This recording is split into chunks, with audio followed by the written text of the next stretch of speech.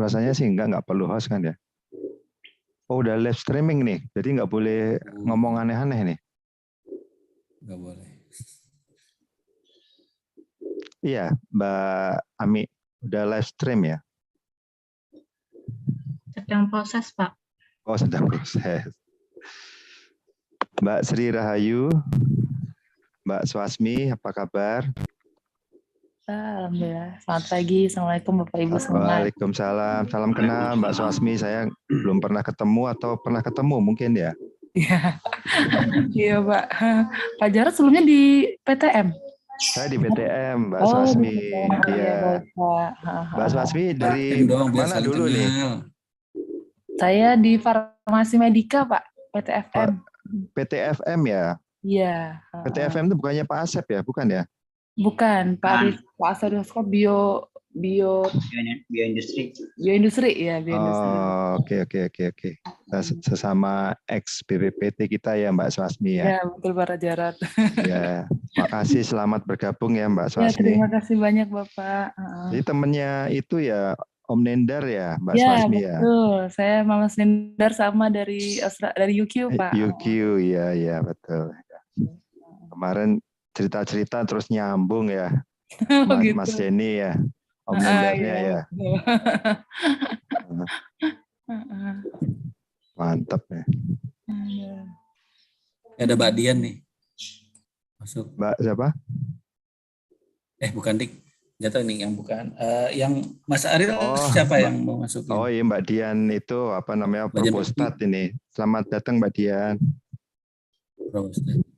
Mbak Dian. Ini ada link streamingnya nih. Oh, masih belum suara nih Mbak Dian. Oh, Linknya belum bisa diklik ya Pak? Kenapa? Linknya belum bisa diklik ya? Belum sepertinya. Tapi memang linknya itu ya. Oh, sebentar. Saya coba cari lagi. Cek.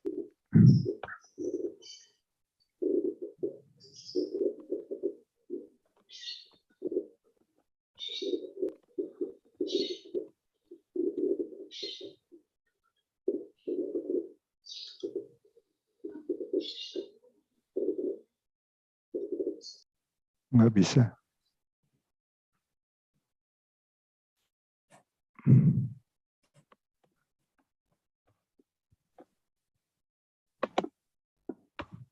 Mbak Idam kemana ini MC-nya?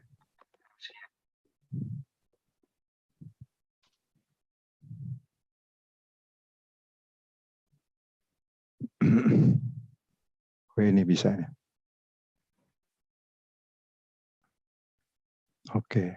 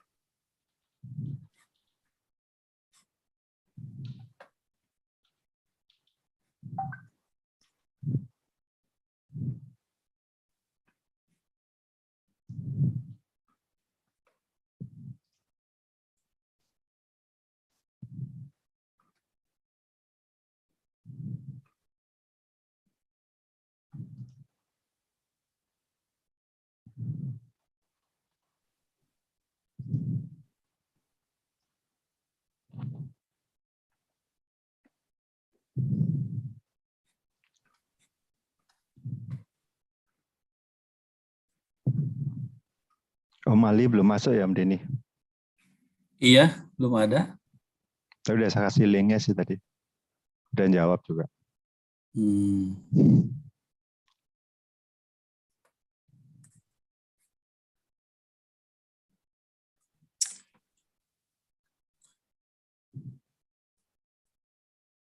Mana nih yang lain? Udah belum? Rian udah ada belum, Rian? Biar kenalan nih KR Fuel Cell. Mas Rian imut-imut ya mukanya ya.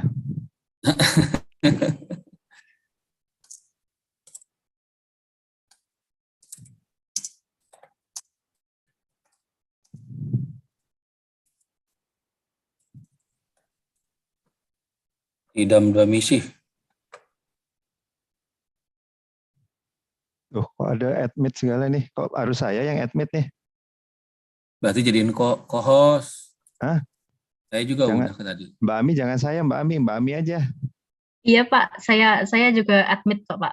Oh ya udah, oke. Co-host. Nanti takutnya ada orang masuk. Pagi Mbak Dian. Pagi Pak. Mbak Dian kan dulu sering ke PTM ya, sama ke P2FLIPI ya. Iya Pak, benar Pak. Kemarin baru ketemu sama Pak Denny Pak minggu lalu Pak. Oh, Pak Denny sering mengunjungi Pak Denny ya, iya Mbak Dian. Alah,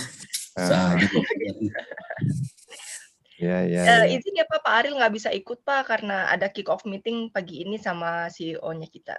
Katanya meeting dengan Singapura ya. Betul Pak. Wah, mantap. Oh iya, mumpung inget Om Jar, saya ini jadi kan kalau mau nih Mbak Dian misalkan nanti terkait promosi alat yang elektrochemistry ya murni ya. Kan di KR kami ini, kelompok riset kami ada Mas Giral. Mas Giral dulu pernah ngasih ini juga internal lecture lah dengan teman-teman PTM. Nah kalau mau nanti menggabungkan expertnya misalkan dari print tadi Mas Giral sama yang dari alatnya itu siapa misalkan, itu boleh kita ngadain sesi khusus ya Om Jar ya. Cuman ya itu izin ke Pak Jarot itu bagaimana ininya peradministrasiannya. Saya sudah komunikasi dengan Pak Aril kemarin, sudah oke lah. Gitu. Nanti mau mensponsori nih dari ITS Om Denny kegiatan kita. Iya, kemarin Pak Aril juga ada cerita sih Pak, sedikit Pak. Iya. Makasih kalau mau ada sesi khusus terkait bagaimana itu elektrochemistry gitu Mbak Dian, teori dan aplikasi, itu ada Mas Giral lumayan kuat dia di elektrochemistry. Ya, nggak apa-apa, itu bagus juga nanti kita bikin juga nanti dari ITS sama dari tempat kita gitu.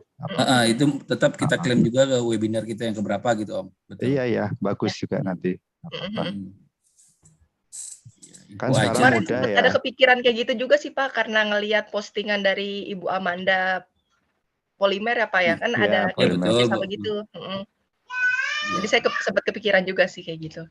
Iya, kalau misalkan di ITS juga ada alat yang terkait yang ekspertisnya Pak Oka kan di Raman, XPS, itu bisa aja. Iya, siap Pak. Makasih infonya Pak. Ya.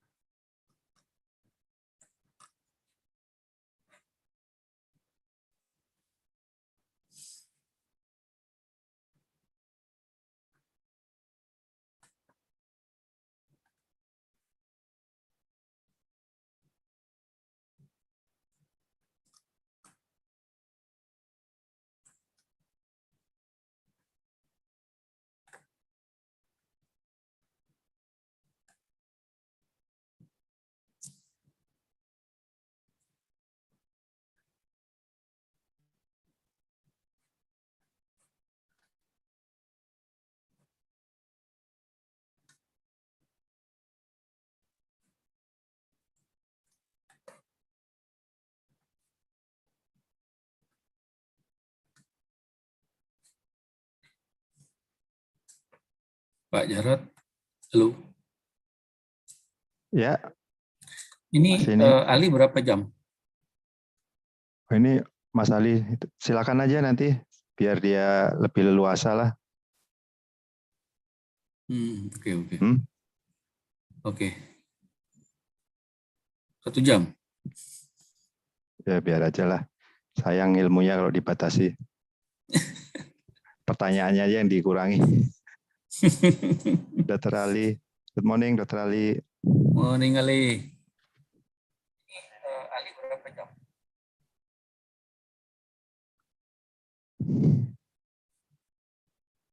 Silakan aja diatur Om Denny, monggo.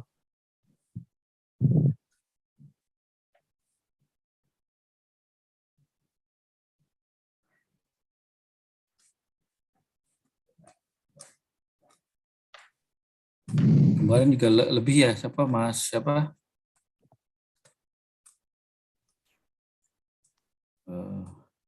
Kemarin siapa dari Korea? Om Jar. Mas Irfan ya? Oh, Mas Irfan hampir 1,5 jam lebih kemarin. Iya. Mantap. Iya, tapi kan puas lah ya. Iya. Beliau sudah menyiapkan banyak ini PPT-nya, jadi biar disampaikan semua lah.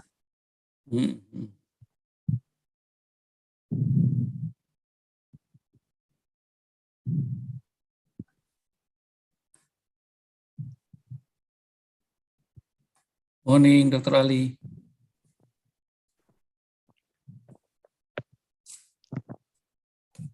Lagi preparation. Okay.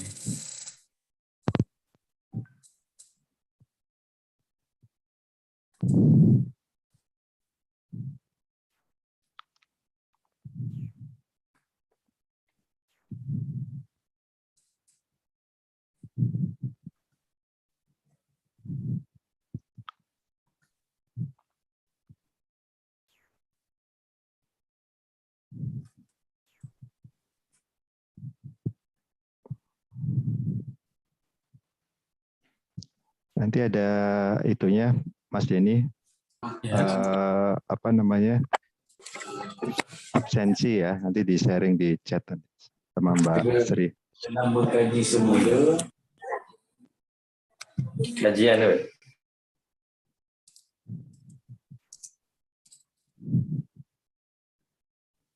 Bagaimana itu aja. Teman-teman juga jangan merasa tadi yang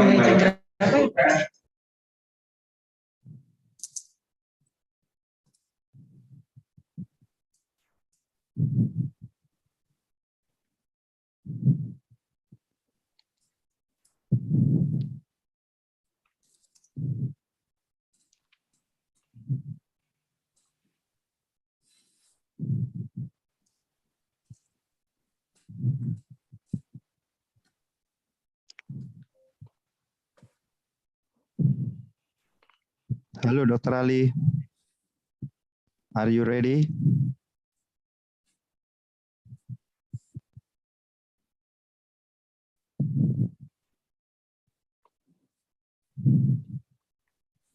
Ini sebenarnya teman-teman UGM sedang joining semuanya. Dari UTSM juga, dari UGM juga. Oh iya, betul. Ya, UTSM ya, di tempatnya Prof. Hamimah. Prof. Hamimah, ya betul. Good morning, Doctor. Morning. Okay. Yeah. I'm sorry, I had an issue with my mic. So hold on. Oh, it's ready? Your camera is still off, Dr. Ali. Yeah, I'm trying to rectify. I don't know, suddenly.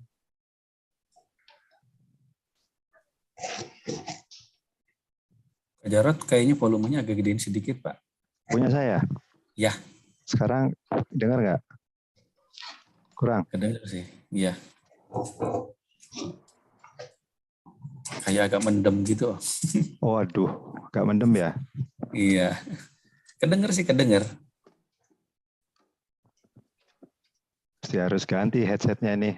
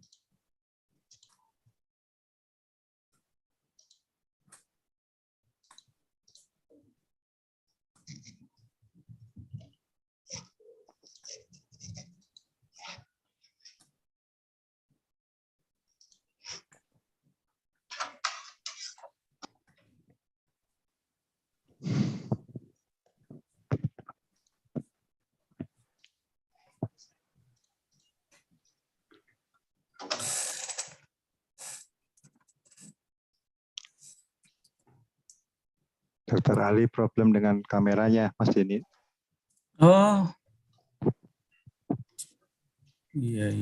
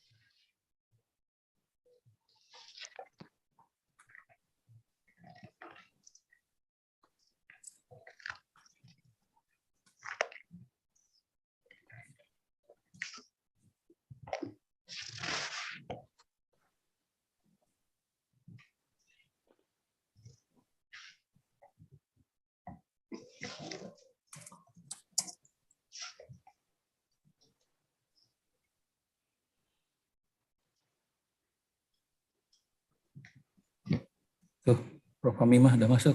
Iya. Ajar. Iya.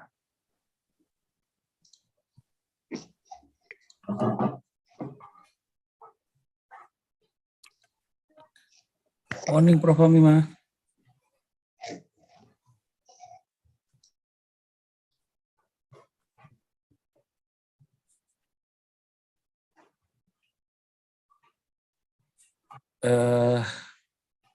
Mbak Ami, share sound-nya mungkin belum diklik tadi ya?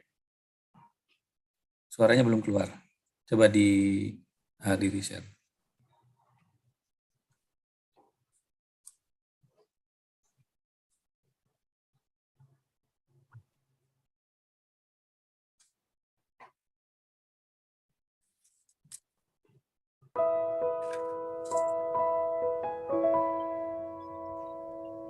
Indonesia tanah air beta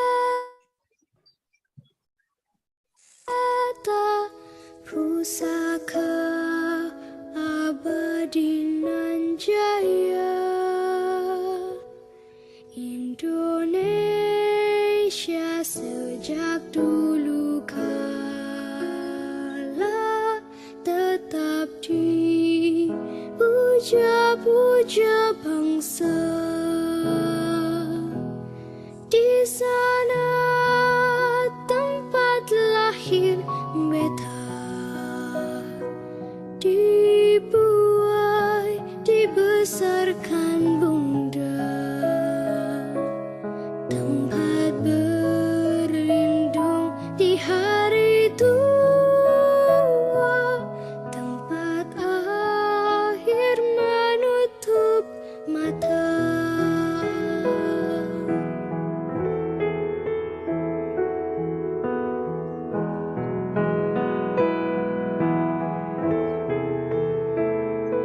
Sungguh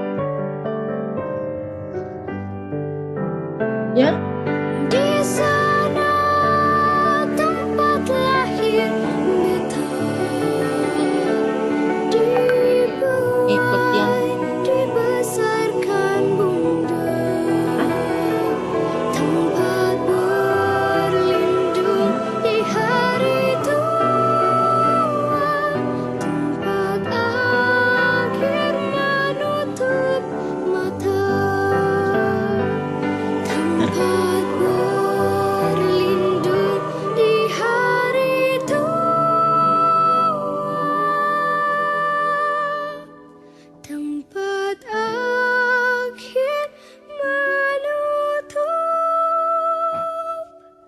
mata.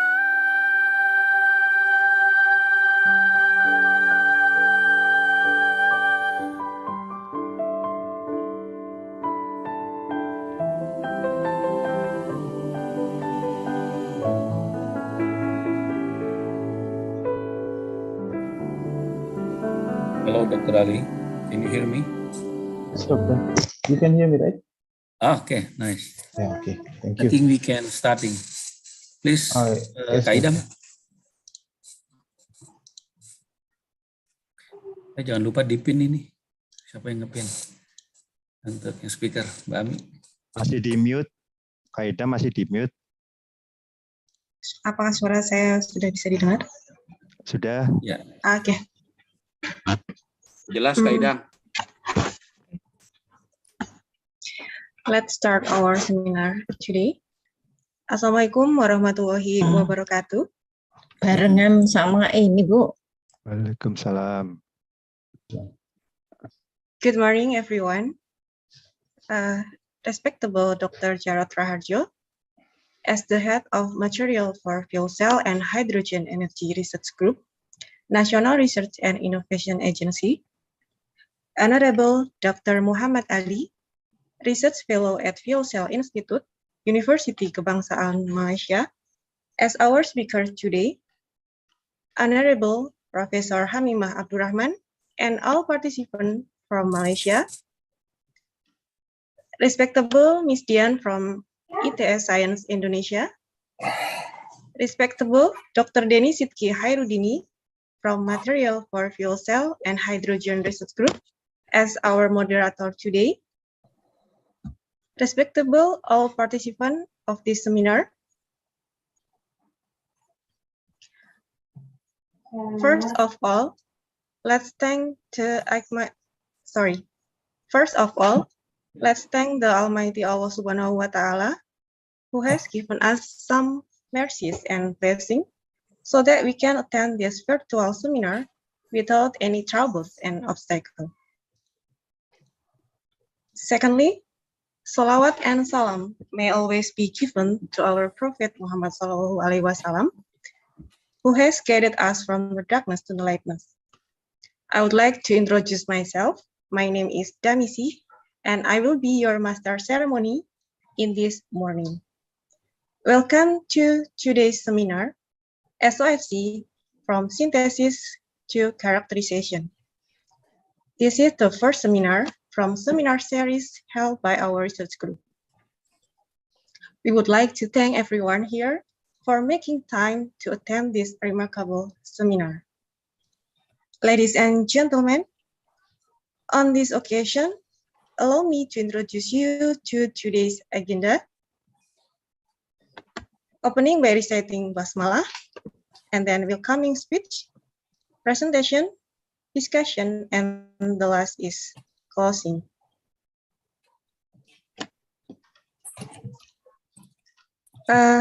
Ladies and gentlemen, let's open this seminar by reciting Basmalah. Bismillahirrahmanirrahim. Next agenda will be a welcoming speech. Allow us to invite Dr. Jarod Raharjo, as the head of Material for Fuel Cell and Hydrogen Research Group, National Research and Innovation Agency, or BRIN, to deliver his welcome remark. Please welcome Dr. Jarod Raharjo. Terima kasih, Bu Idam. Thank you, Kak Idam. Assalamualaikum warahmatullahi wabarakatuh. Salam sejahtera bagi kita semua. Salam sehat. Pertama-tama kita panjatkan puji dan syukur kehadirat Allah Subhanahu wa Ta'ala atas kesempatannya pada pagi hari ini kita bisa berkumpul ya. Terima kasih banyak atas atensi Bapak Ibu, rekan-rekan semua, baik dari Indonesia dan dari rekan-rekan dari Malaysia yang telah hadir mengikuti acara webinar series yang pertama. Ini secara officially diadakan kali pertama oleh Research Group Material Fuel Cell dan Hidrogen, BRIN, Jadi insya Allah nanti ke depan akan secara rutin kami adakan. Semoga nanti webinar ini bisa bermanfaat bagi kita semua dan khususnya bagi perkembangan bidang teknologi fuel cell dan hidrogen. And good morning, Dr. Ali, my old friend. Thank you very much for the opportunity and for being willing to give a lecture on SFC from synthesis to characterization. Hopefully this webinar event will be useful for all of us, and the cooperation between UKM and BRIN, BRIN will be continue to be well established. Okay, once again, thank you very much, Dokter. Yeah, thank you. Demikian mungkin saya kembalikan waktunya ke Ibu Idam selaku MC. Okay, thank you very much, Dr. Jarod, for your welcoming speech. Next, we proceed to the seminar agenda. There is presentation, and this presentation will be delivered by Dr. Muhammad Ali, Research Fellow from Fuel Cell Institute, University Kebangsaan Malaysia. And also, this agenda will be guided by Dr. Denny Sidki Hairudini as a moderator. So, we invite all of you, please. Thank you, Kaidam. Okay. Okay, very good morning, everyone. Assalamualaikum warahmatullahi wabarakatuh. Waalaikumsalam warahmatullahi wabarakatuh. Okay, please allow me. I will become your moderator for this session. Please introduce. My name is Denny. I'm coming from research group of material for fuel cell and hydrogen. Now we are in one big house with Pak Jarod and others under National Research and Innovation Agency, or known as BRIN. Okay. Okay. This is actually this is our second webinar. Last webinar coming from Dr. Jarod, student that now still going, he's studying at Korea, South Korea. And now is actually your second, our second webinar. And yeah, we are fortunately we are having Dr. Ali in here in our session now that will deliver with the big topic about the solid oxide fuel cell from synthesis to characterization. Okay, before Dr. Ali giving his remarkable speech or about lecturer, I would like to share about his short biography first. Okay, please let me introduce. Wait a moment. Why is freezing? Okay. Okay, his full name is Dr. Muhammad Ali Sheikh Abdul Qadir Abdul Hamid. Now he's as a senior lecturer at Fuel Cell Institute, UKM, University Kebangsaan Malaysia, since September 2021. He earned his PhD in Fuel Cell Engineering from UKM in 2018. His PhD thesis focused on improving the microstructural properties of lanthanum-based cathode material, and the result, their electrochemical efficiency. And he developed a synthesized technique and fabrication condition that significantly improve the electrochemical properties of such material. His finding indicate the proper selection of synthesis technique and fabrication condition significantly contribute to the improvement of LSCF, or lanthanum strontium cobalt iron. His specialty is in the synthesis of ultrafine powder using combustion technique, as well as the study of physical, mechanical, and electrical properties using advanced analysis technique. And his current research work focusing on fuel cells, electrolyzer, and CO2 conversion and utilization, or CCUS. In our group also, we are doing this, Dr. Ali. He has co-authored over 20 publications that have been indexed in Web of Science. He has served as reviewer for several high-impact journals, such as Ceramic International, Ionic International, Journal of Hydrogen Energy, Royal Society of Chemistry, Journal Kejuruteraan, and Processing and Application of Ceramic. Dr. Ali H index is 12. Okay, and his total citation is 322. Actually, I already shared the link in the chat about Dr. Ali profile, and this is the latest publication of Dr. Ali, bibliometric data, and yeah, this is the research project that ongoing, and latest collaboration grant. Wow, we have many, Dr. Ali. Now he also have supervised the sarjana or master student, 2 students, Dr. Falsafah or philosophy doctor 2, maybe no more, I think.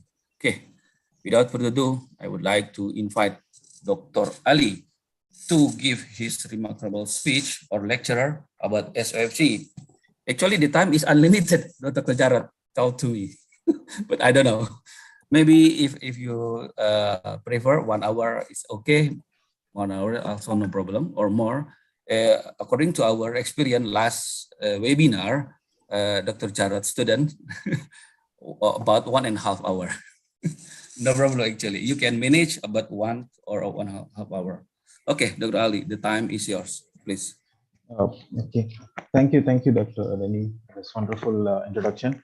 Before I would like to start my presentation, I would like to thank Dr. Jarrod and Dr. Reddy for giving me an opportunity to present my work and also to share my experience, especially on SOFCs with you all. On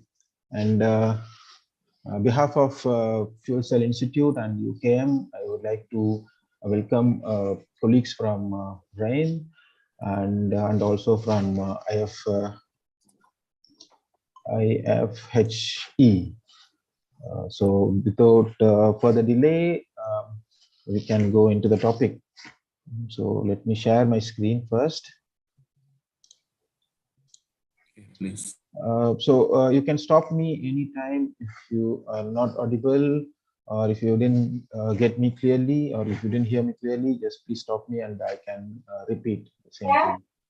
Okay, no problem. Okay. So everyone can see my screen?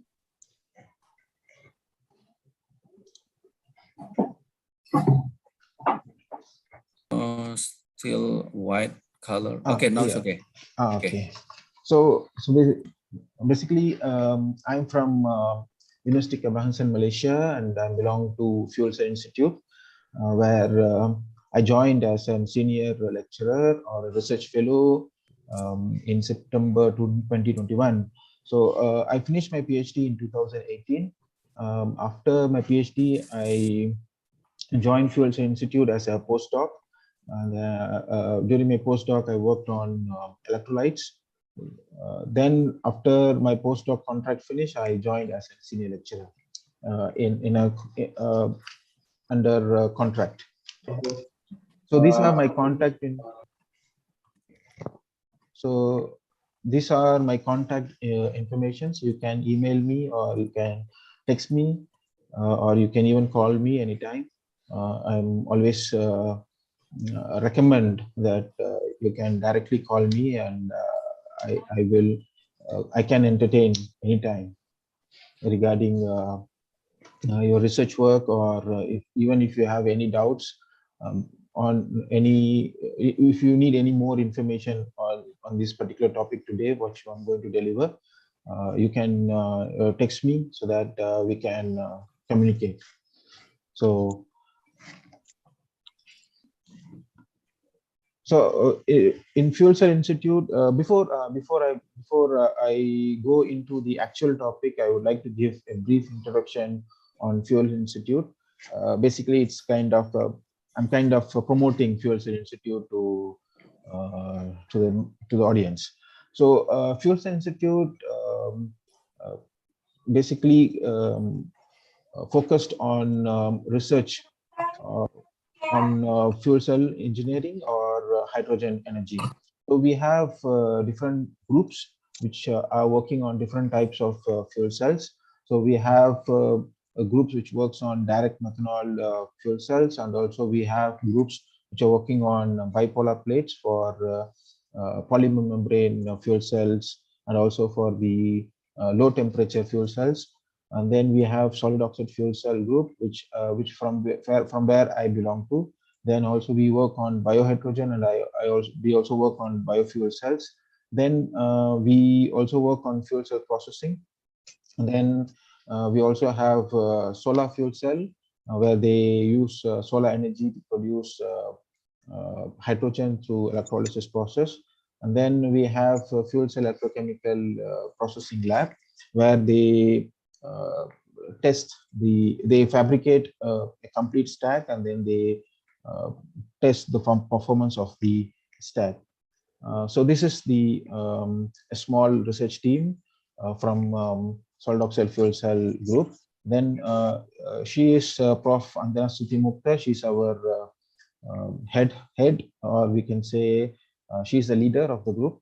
And then Dr. Mahendra, Associate Professor Dr. Mahendra, he is the lab manager, and also he is a associate professor. And then we have Nurul Akida, Dr. Nurul Akida. She's also research fellow and a senior lecturer. And we have PhD students and master students. Then in our lab, we have certain infrastructures which can be used for synthesis, fabrication, and even for characterization of our materials. So we have a small FESEM machine, and then we have electrochemical impedance spectroscopy with an potentiostat and galvanostat. Even we have an homemade testing rigs to test our single cell and half cells. Then we have high temperature furnaces in our lab. Consist of from various sizes, from large to big, small. Then with the different temperature ranges from 1200 to 1700 degrees Celsius. Then we have CNC machines where we fabricate our interconnects, especially. Then we have microbiology research labs where they normally work on microbial fuel cells. Then we also do some sample analysis and more. We have more of infrastructures which can be used. Fuel Cell Institute have quite a number of collaborations and networking around the world. Even we have around 4 collaborations within Indonesia. And then, so through collaborations and networking, we try to have mobility programs, and then we also jointly publish works, and then we do some exchange programs also. Between BPT and BRIN, now it's called as BRIN. So already myself and Dr. Gerard and Dr. Denny have collaborated and produced like 3 or 4 papers. So this entire, so this particular topic is also based on that published paper actually. In Fuel Cell Institute, we provide 2 master courses. One by research mode, the other one is by coursework, and we have also PhD programs. So if you are interested, you can scan the QR code for more details about the courses. And then upcoming workshops, we are having some workshops coming soon.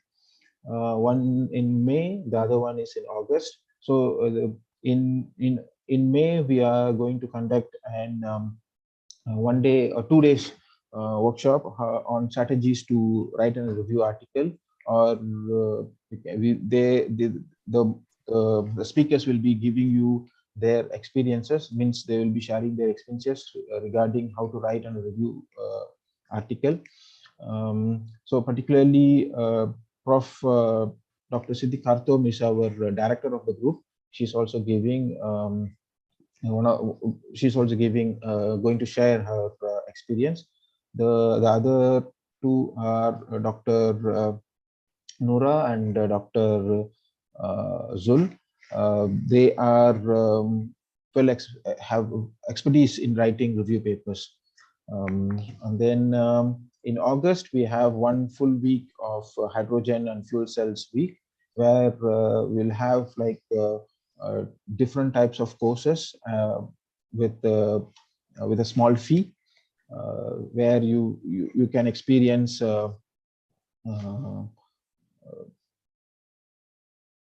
details of fuel cells, and then technologies behind fuel cells. Even we are conducting lab demos for the participants. So one day we will be having lab demos where we will be showing the working prototypes of all types of fuel cells.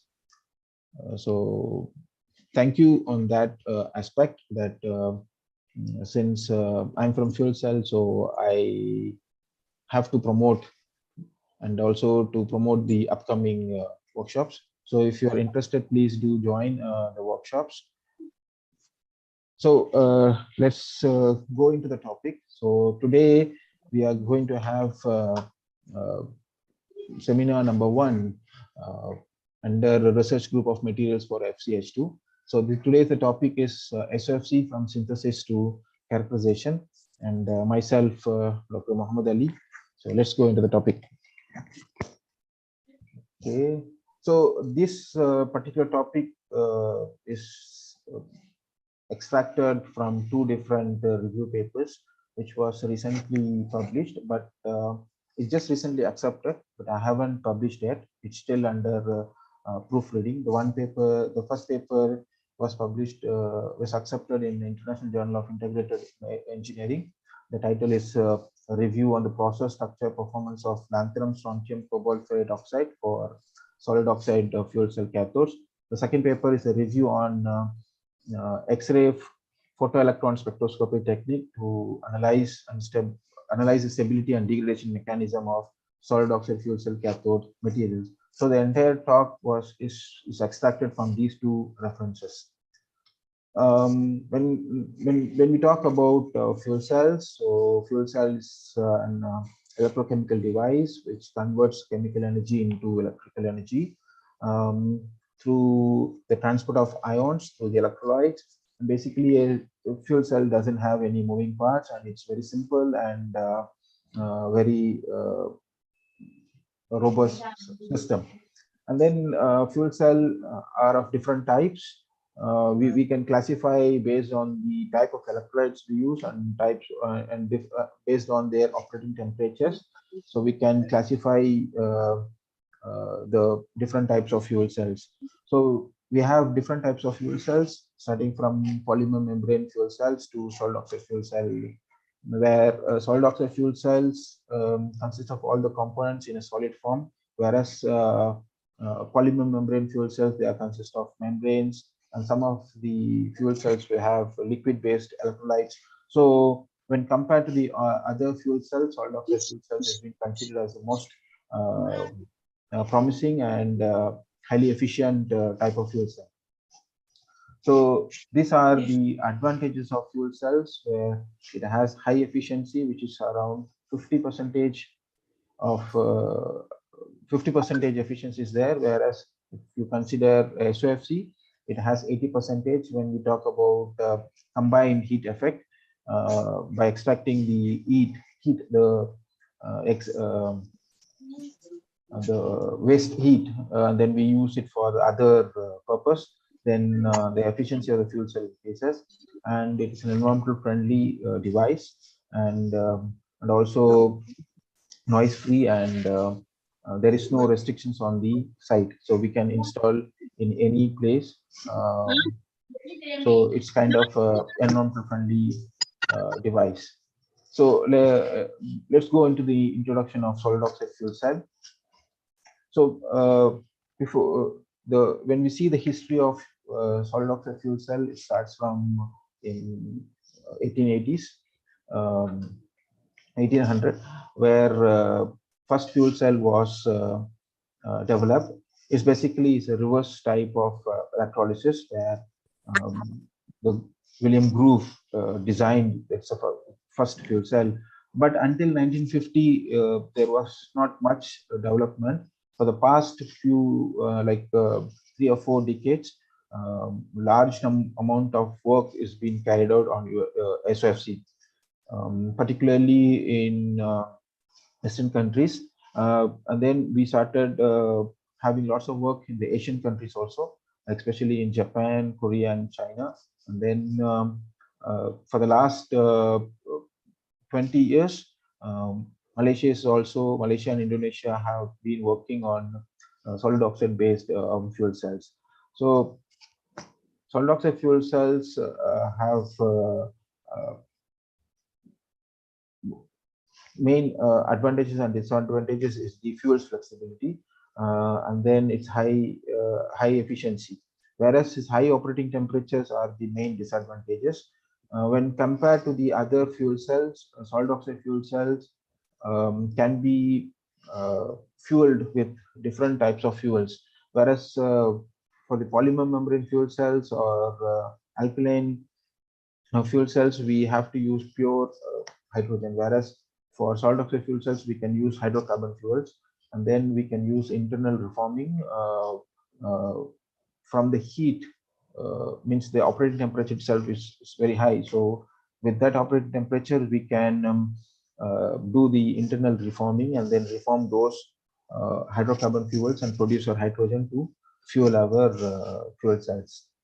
So these are the different applications of fuel cells. It starts from 100 kilowatt to 200 watt portable devices.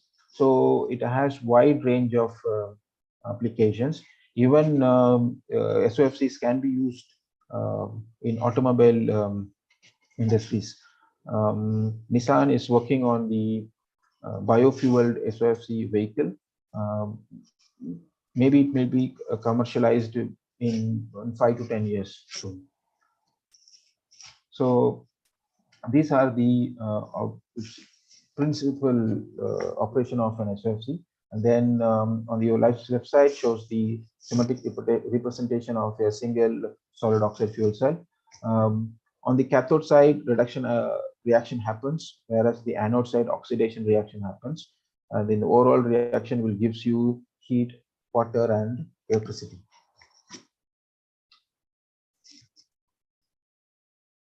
So there are different types of SOFCs based on the movement of ions.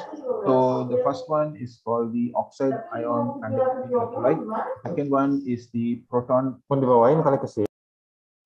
conducting electrolytes. So based on the types, we have other 3 more categories. We can categorize based on their operating temperature. So high temperature SOFCs are which operates between 800 to 1000 degrees Celsius. Intermediate temperature SOFCs operates between 600 to 800 degrees Celsius, whereas low temperature SOFCs operates between 400 to 600 degrees Celsius. So this particularly the operating temperatures are governed, or we can say we can be determined by the type of electrolytes and cathodes and anodes we use. If you are going to use yttrium stabilized zirconia based electrolytes, then your operating temperature will be above 800 degrees Celsius. If we are going to use scandia based or ceria based electrolytes, our operating temperature will be below 600 to 800 degrees Celsius. If we are going to use carbonate based or composite based materials, then we will be using the SOFCs at lower operating temperature.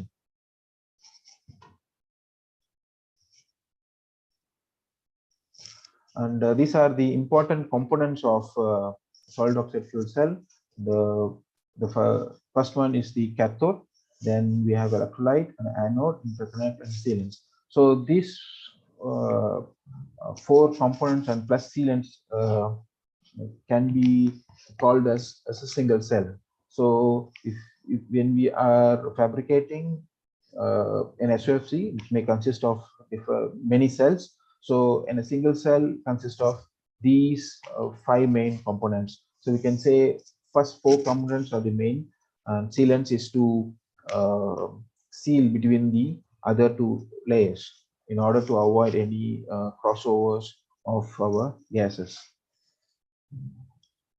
So So when we talk about components, so we need to know certain requirements of the components, and also need to understand the functional aspect of the components. So here we are going to see the functional aspect of the cathode, where on the cathode side, I said reduction happens. So basically, a cathode material should try to initiate a reaction on the surface of the cathode material and also the interface of the cathode material. So to do that, so when we choose a cathode material, these are the important criteria we have to identify before we choose a cathode material before constructing or fabricating a single cell. And a cathode material should have high ionic conductivity and also high electronic conductivity. And then its porosity should be between 30 to 40%, and it has to be structurally stable and chemically stable. And also it has to be chemically compatible with the adjacent material. For example, for cathode, it has to be chemically compatible with electrolyte and interconnects. Whereas for electrolyte, this is considered as the heart of the SOFC, where it receives the oxygen ions from the cathode, and it allows to pass through them and to react with the hydrogen to form water and electricity. So what are the main requirements? Electrolyte should have low or zero electronic conductivity. If there is any electronic conductivity through your electrolyte, then we will have crossover of electrons. So that means there will have electron leakage. If there is an electron leakage, then your output will decrease. So in order to avoid that, your electrolyte material should not have any components or any materials which can conduct electrons, because it is adjacent to anode, where the electrons are being produced and then it being transported to the external circuit. It should not return to the electrolyte side. And then when we say it has to be very low or zero electronic conductivity, it should have high ionic conductivity, and then the density should be above 95%, and then it has to have high mechanical strength under the fuel cell conditions. Then especially when we talk about Syria-based electrolytes, they are not so mechanically stable under fuel cell conditions at above certain temperatures. So we have to identify that factors before we choose Syria-based, particularly Syria-based electrolyte materials. And then this electrolyte material should also be chemically stable and chemically compatible with the other materials. Then we have anode. So where anode, it provides active sites for the oxidation of hydrogen by catalyzing the reaction and facilitating the fuel access and product removal under fuel cell conditions. So for anode, when we talk about anode, it has to have good or high electronic conductivity and very fast activation energy to catalyze the hydrogen. Then means low activation energy, sorry, it has to have low activation energy so that they have a good catalytic activity. And then porosity should be very high, between 30 to 40%. So we have to maintain the porosity between these limits. It should not be below 30 or it should not be above 40. So we have to maintain porosity between these within this limit. Then most of the single cells are based on either electrolyte supported or anode supported. So when we say supported, it has to have high mechanical strength under this porosity. Then it has to be chemically stable and chemically compatible with the other materials under fuel cell conditions. When we talk about interconnects, so this particularly the interconnects acts as an electrical connection between the individual cells. So it acts as an it will be like in a sandwich structure, like between the two single cell, one interconnects will be there. So the main aspect of the functional aspect of the interconnect is to collect electricity, and also it has to act as a physical barrier to separate fuel from the cathode side. So the fuel from the anode and cathode side should not mix together. So this interconnects will help to separate or act as a physical barrier to stop the particular crossover of fuels. Presently, we are for high temperature fuel cells. Normally, when we talk about 800 to 1000 degrees Celsius fuel cells, solid oxide fuel cells, we normally use ceramic based interconnects. Now, for the low temperature solid oxide fuel cells, we are using metallic interconnects. So when we use metallic interconnects, automatically it has higher mechanical strength and also cost effective. However, when we use metallic interconnects, they have they possess serious chemical instability because of when we talk about metallic, it's a stainless steel. It has chromium in it, so the chromium can react with the cathode side and it can poison the cathode.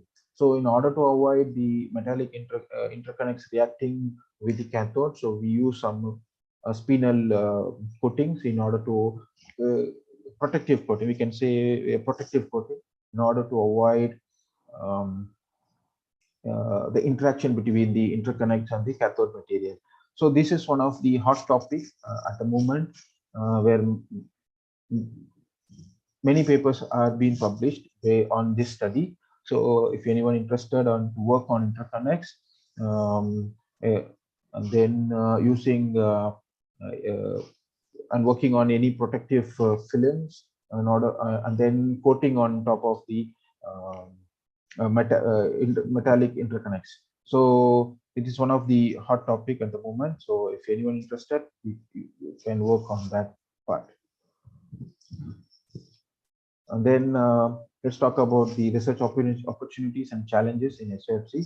So what is the main issues in implementing SOFC technology? So it can be categorized into 4 different segments. The first one is the technical issues, economic issues, environmental issues, and social political issues. However, since we are from the material side of research, we can concentrate on the technical issues. If you are interested on the management side, then we can work on the economic issues, environmental issues, and social political issues. So today, mostly we will be discussing on the technical issues, where on the components durability and fabrication difficulties. That is the most important topic we will be discussing today. And then when we talk about the challenges and opportunities, so the main goal is to reduce the operating temperatures. So when we reduce the operating temperature, we have many benefits. So one of the benefit is that we can use metallic interconnects, so we can reduce the cost of our fuel cell, and then we can improve the compatibility of the individual components, and also improve the physical structure of that material. However, when we reduce the operating temperature, we have to face certain electrochemical losses. So on the electrolyte side, we have the ohmic losses due to low ionic conductivities of the electrolyte materials, and within the interface, between the interface of electrode and electrolytes, we have activation losses due to charge transfer resistance.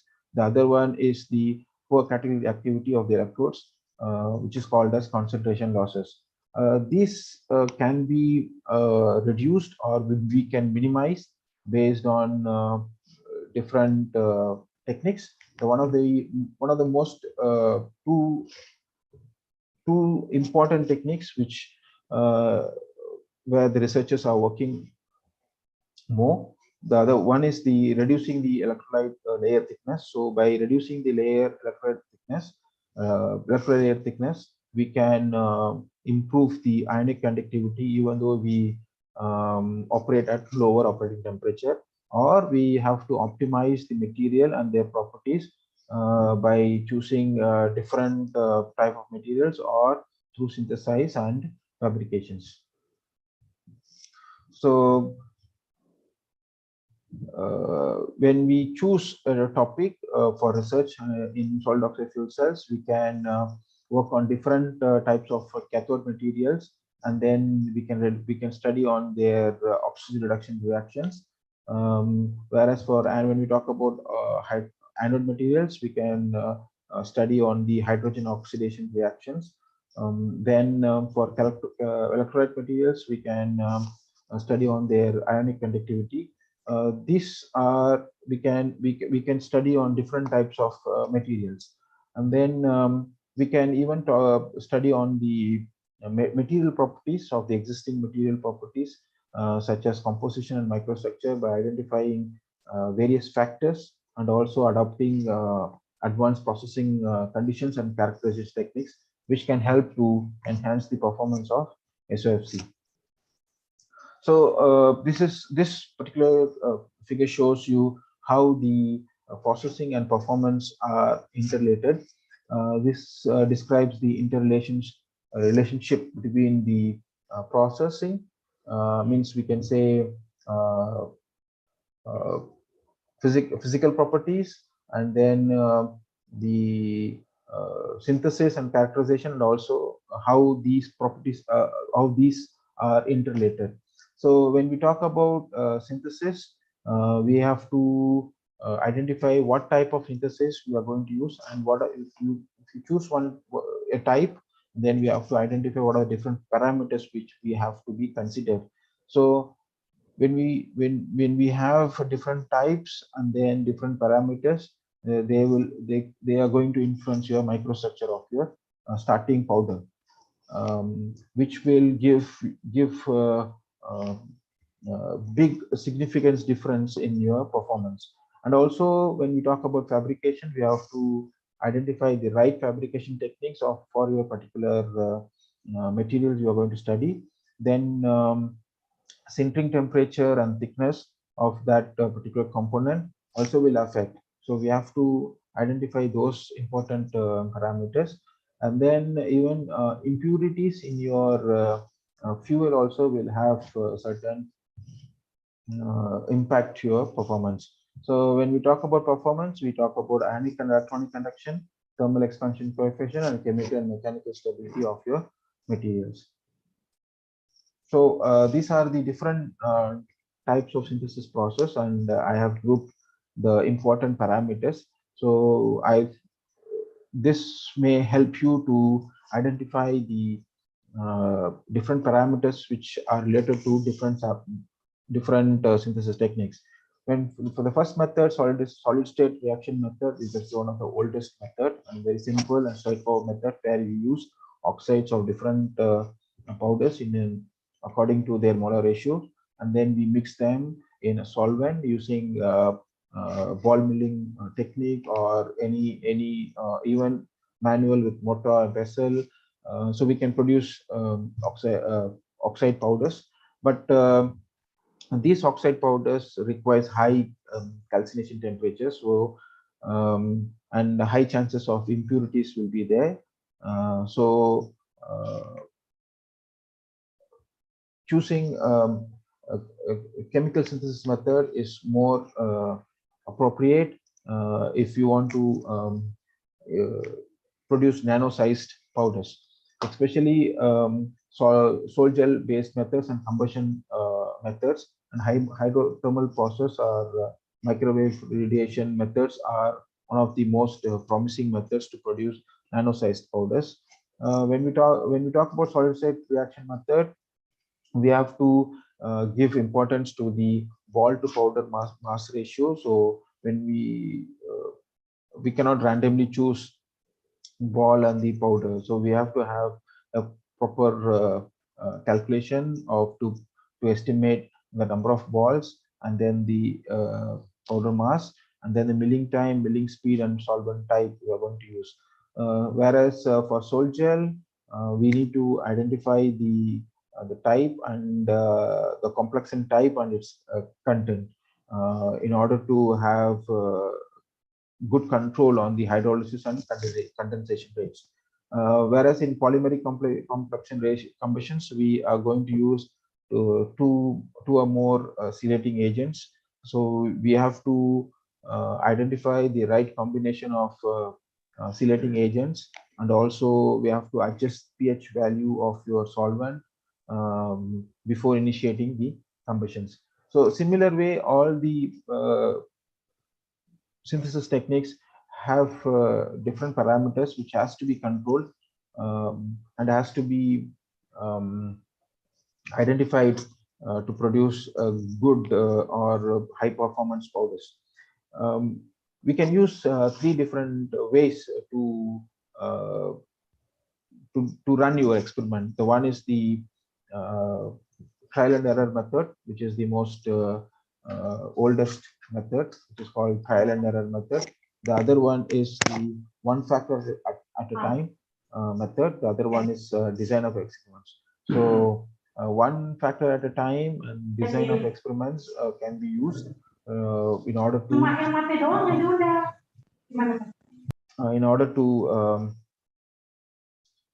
produce your nano-sized powders. And then this is an example of an LSCF lanthanum strontium cobalt ferrate cathode powder, which was synthesized with different synthesis techniques. So we can clearly observe that when we use different synthesis techniques, it produces different types of different microstructure. So this particular microstructure will give you a big impact to your performance side. So we have to identify the right synthesis technique based on your requirements. So we cannot say that this method is good, this method is bad. Every method has its own advantages and disadvantages. So it's up to our experience and up to our expertise which method we choose. We follow all the parameters. We optimize those parameters to produce the required or the desired powders. These are the important parameters for the different fabrication techniques, starting from uniaxial pressings to infiltration technique.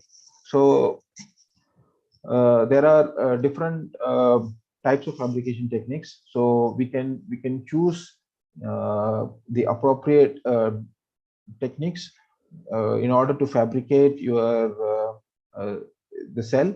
When we talk about the support, for example, when we want to fabricate a support, whether we are going to fabricate an electrode supported cell or anode supported cell, either we can use uniaxial pressing or tape casting. These are the most important techniques in order to produce your substrate. Whereas if you want to produce your other layers, for example, you already produced your anode support, then you can use screen printing, dip coating, or brush painting to produce or to fabricate your other layers. Even you can use electrophoretic deposition technique or plasma praying, and then Pray pyrolysis method. These particular electrophoretic methods, deposition technique, can be used to coat your metallic interconnects. So this is one of the important techniques. And then infiltration techniques, which we normally produce two different components together, where we produce a skeleton of and then we make a porous skeleton of a substrate, and then we try to use infiltration of other material into those structure. It basically kind of a composite structure. It can be called as a composite structure. And then these are different characterization techniques. So I have grouped them under certain categories. So the number one category is the imaging category. So where we can use this, not these three techniques are available. There are many techniques are available, but as far as for SOFC concerned, these three are the most important techniques. So normally we use atomic force microscopy techniques in order to study the surface morphology or surface roughness or the texture of your film. This particular technique, you can use it for your in order to study your electrodes, especially on your electrode side, where if the surface roughness is higher, then your electronic conductivity will be higher. So that is the factor. So if you are talking about if you are want to study on the electrode side, then you can choose atomic force microscopy. And then scanning electron microscopy or field emission microscopy, you can use it to study the surface, and then also you can study the powder morphology or your cross-sectional images of your cells. Then transition electron microscopy, you can use it to identify your crystallite size, crystalline structure, lattice spacing. But these crystallite size, crystalline structure, you have to use high resolution TEM with selected area electron diffraction techniques. Whereas if you are going to use a normal TEM, then you can directly observe the particle size or particle distribution and morphology of your powder. But for TEM, normally we don't study on the complete cell or a layer. Normally, a TEM can be used to study the powder morphology, not the pellet morphology. Then we have phase identification and crystal structure techniques. The most two important techniques are the X-ray and then the Raman spectroscopy. So with X-ray, we can identify the phase identification, crystalline structure, crystallite size, crystal orientation, chemical composition, and degree of crystallinity. And these can be verified using Rietveld analysis. So that is was a software-based method where we can extract the data from XRD machine, and then we can use Rietveld analysis method to analyze the crystallite size, and also we can analyze the orientation of your X-ray graphs. Then in Raman spectroscopy, we can study on the compositions, and then we can work on the intensity of your peaks of your element. For example, if you want to identify the oxygen content in your powder or in your pellets, then we can use Raman spectroscopy. Normally for SOFCs, we use Raman spectroscopy to identify a particular composition and also to identify the existence of oxygen vacancies. So if you want to study on the oxygen vacancies of your different materials, if you are going to change different dopants and you want to study on the oxygen vacancies of your new materials, you can use Raman spectroscopy. That would help to identify the oxygen vacancies. Then we have elemental composition and concentration techniques, where we can use X-ray fluorescence spectrometry, then for photon-induced X-ray emission spectrometry, and then electron energy loss spectroscopy. Then we also have EDX, energy dispersive X-ray spectroscopy. So these particular techniques will give you the elemental composition and concentration of that composition. However, these techniques will not give you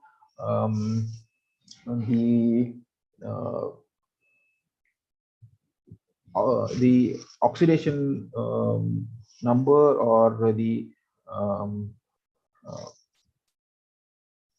electron config, the electron configuration numbers.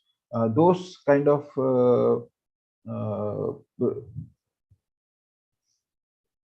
results, if you are going to study on, if you want to discuss on those kind of results, you can use XPS. But when consider XPS, it will not give you the results from the interface or from the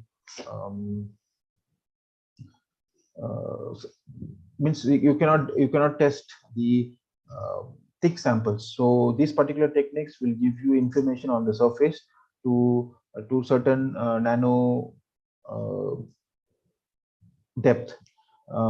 So maximum you can reach until 5 to 10 nanoscale when using XPS in order to identify the oxidation state or the electronic structure of your materials. So when these techniques are called, these techniques are the most advanced techniques, and one of the most important techniques in if you want to publish in good journal, high impact journals. So you can include these techniques in your manuscripts. And there's some of the examples of the characterization techniques which I follow, and these are the data which I extracted from my publications. So not only it's important to identify the right characterization techniques to produce your results, but it's also important to display, or in order to report your findings in a more appropriate way. So if you see on the left side, I have shown the cross-sectional FESM image of a single cell. So I have shown a low magnification side and also high magnification.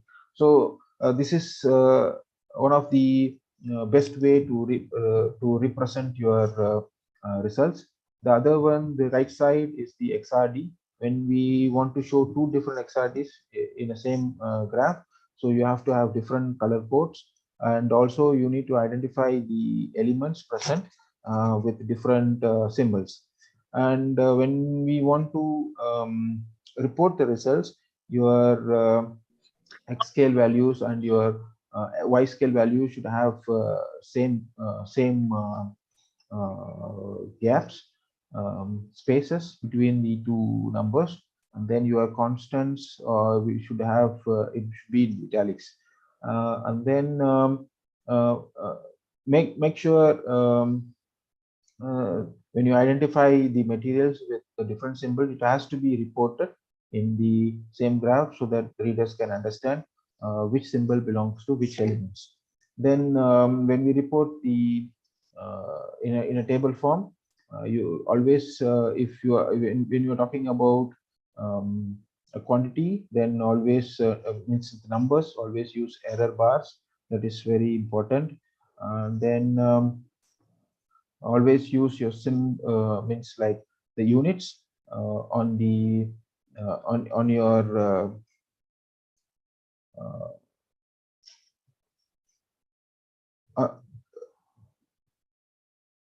on the on top of the table itself, so that you want to repeat within the table. So this is the right way to report a table. Then we have a cross-section images of FESM, which using ImageJ software, where you can identify the porosity. So this is one of the way to represent or to show how much porous your structure is. So this is one of the way. Then you can use backscatter electron image to identify two different materials in your powder. For example, if you are producing a composite powder, if you have two different materials, you can use backscattered electron diffraction technique in order to identify. Here you can see, so we have dark gray and light gray. So it can clearly identify the distribution of two different components. And also you can show the low magnification and high magnification images in order to justify, or in order to clearly make the reviewer to understand how your sample looks, in order to by choosing high magnified images, so that reviewer can see the how the uniformity of distribution of materials from low magnification and from high magnification images. Then we can show some Nyquist plots in a different way, and also we can show the conductivity graphs. Either we can show in a Arrhenius form or in a normal form, but I would recommend that you can show your conductivity graphs in Arrhenius form. So in Arrhenius form, you can, if you show, then you can see we can see the increment and decrement level of your conductivity based on your temperature, and also from Arrhenius equation you can calculate the activation energy. So better to show the electrical conductivity in a Arrhenius form. So this is the example of a single cell where we have an current and voltage graph and current and power density graphs. So you have to show these two means these three data of this voltage, current density, and power densities in a single graph. Then if you have two different if you are comparing two different techniques, then you can show arrows, so which belongs to which. For example, this particular square box belongs to the power density, so we can show through an arrow it belongs to power density, whereas the square with hollow square to the power to the open circuit voltage, so we can show through an arrow mark. And then you can use EDX also to along with FECM in order to have a line scan mode in order to show the composition of your particular material. So this particular graph image shows that there are two different techniques were used in order to test the SOFC cell, where one cell having a high number of carbon content. So because that is so based on the methane performance of this particular cell under methane. So this is one of the way to impress your reviewer by using simple techniques. You don't need to use advanced characterization techniques in order to impress your reviewers. You can use simple techniques, but you have to report them in a right way so that they get convinced, and then it will help them to accept our papers. So ini di Zoom aku di Zoom dong. Di chat. Okay, so this is the end of my talk. If you have any questions, we can discuss. Thank you. Oh, thank you, Dr. Ali. Also, this is already finished. Yeah. Okay, thank you for a great speech, Dr. Ali. This is very comprehensive, from very basic of the characterization and the synthesis process. Okay, now we are the time for Q&A session. Please, everyone. Oh, we already have a question from Prof. Enia here. Okay, actually, Prof. Enia also you can just directly speak, but if you want. But if not, I just read your question, either directly speech or just reading your question, no problem. Okay, this is the question: how could your electrolyte or single cell performance respond to the impurity of gas CO2 or CO? Okay, CO or CO2, either hydrogen or methane. So what is your response, Dr. Ali, please? Doctor, can you repeat the question? That how the electrolyte responds to CO2 or CO? Is it right? Yes, correct. CO2 or CO. Carbon monoxide or carbon dioxide. Okay. Either hydrogen or methane. Yeah. So when we talk about electrolyte, normally we supply air or oxygen in order to study the ionic conductivity of your material. But if you are going to use a carbon-based oxygen, that particular electrolyte should have certain barrier, or that particular material should be compatible with such carbon-based oxygen. To my understanding, that when we use carbon-based oxygen, means CO2 or CO, in order to study the ionic conductivity of your electrolyte. Is it like you want to study the ionic conductivity of the electrolyte using CO2 and CO, or if in that case, then you maybe for instance like this, Dr. Ali, we have the fuel, right? So SFC is flexible, right? Both hydrogen or hydrocarbon also we can use for SFC. In the case that our fuel that have such impurity CO2 or CO, so what is the performance of the electrolyte or the single cell itself? So basically, when we supply the fuel, we don't directly supply to, when we talk about single cell and talk. When we talk about a single cell, so we are not going to supply the fuel directly to the electrolyte. We are going to supply to the cathode or anode.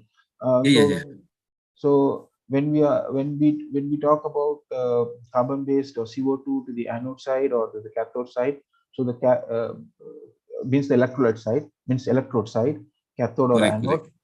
So this carbon, this particular cathode and anode should have a resistance to the carbon-based fuels.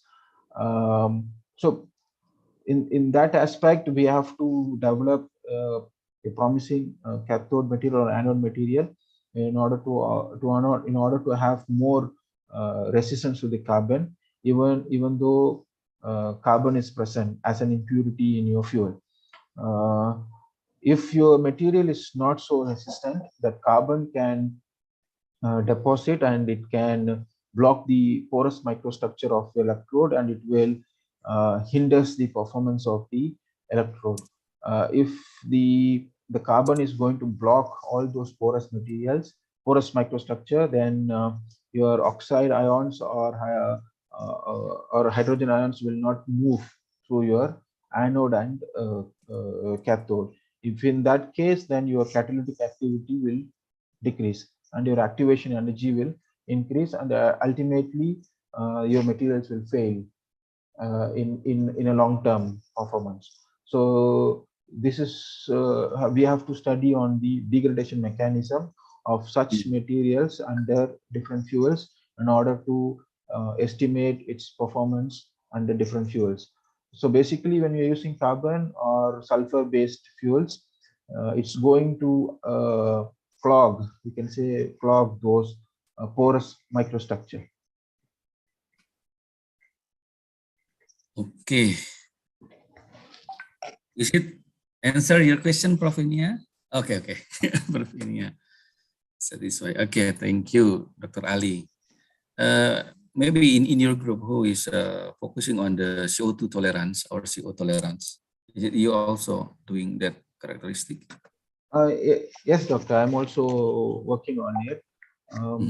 Normally what we do is we don't directly test on a pellet. So we produce a powder, and then we place the powder in a glass wool, and then we supply carbon-based fuels through a glass tube under a particular temperature for a particular period of time.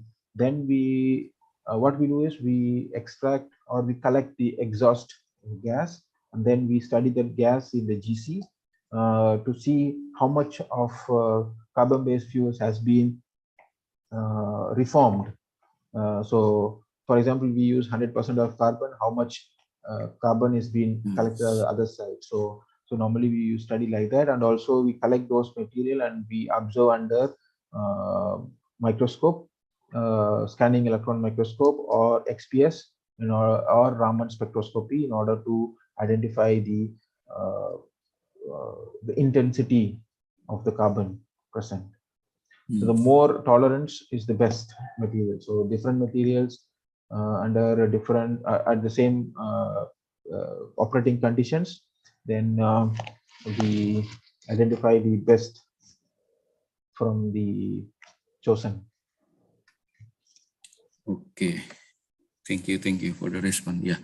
Okay, anyone, please, any other question from the floor? Actually, in this webinar attendance, there are also many SOFC experts. Maybe I want to invite Dr. Rian. Please give your some comment, Dr. Rian. Now, Dr. Rian still doing postdoctoral in the Tohoku in Sendai University. Previously, he is in the AIST, Tsukuba. Dr. Rian, maybe you can unmute. Is there any comment, Dr. Rian?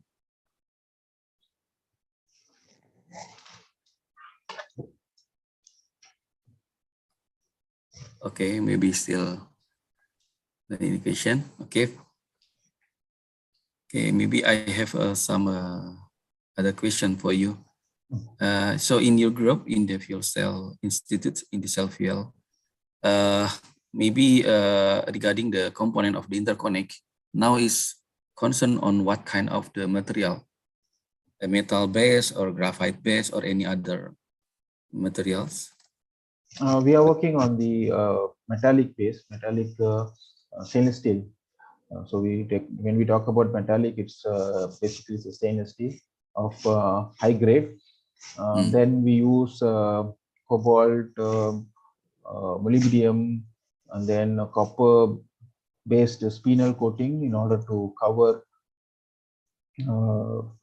Sorry, not molybdenum. Cobalt, manganese, and then copper. Sometimes we also use lanthanum-based coating materials, and we use electrophoretic deposition techniques to coat this protective layers on the metallic interconnects. Okay, I see. So you're using the metallic base, the SS316 type or any other type that you use? Not sure about the type. Okay.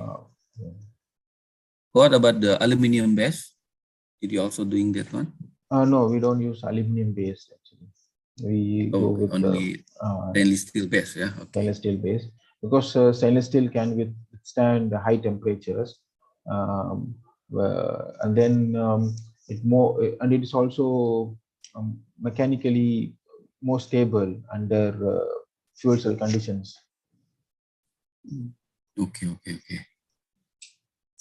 Actually, in my group, also in here, we also doing the EPD, electrophoretic deposition, for coating the steel or the aluminum with the oxide like hematite or any other oxide material. Yeah, I think that's similar way.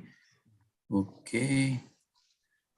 So, Dr. Ali, from your opinion, so what is the most expensive component for the current commercial of the SOFC that maybe we have to overcome? The most expensive is the sealant actually. That's what I would consider, because sealant materials, not much research is going on, but few patents are there, but still, sealants are the most expensive materials for SOFC. Practically, normally when we test in SOFC in our lab, we use alumina-based sealants. We use Alka Bond something, I keep on the name. So it's basically an alumina-based sealant. But for actual fuel cell stack, we cannot use that as a sealant. We have to use either polymer-based sealants or glass ceramic sealants. So those polymer-based or glass-based, polymer-induced glass ceramic sealants are very expensive. Apart from that, anode cathode electrolytes are basically from the rare earth metals. So I'm not so familiar with the manufacturing cost of a single cell in a large volume. But I believe sealant materials will be consume lots of manufacturing cost. Yeah. In terms of unfortunately, maybe I think Dr. Rian also familiar about the sealant material, but maybe he now in the laboratory, so he busy. Even though he also joining our webinar, maybe he cannot give some response.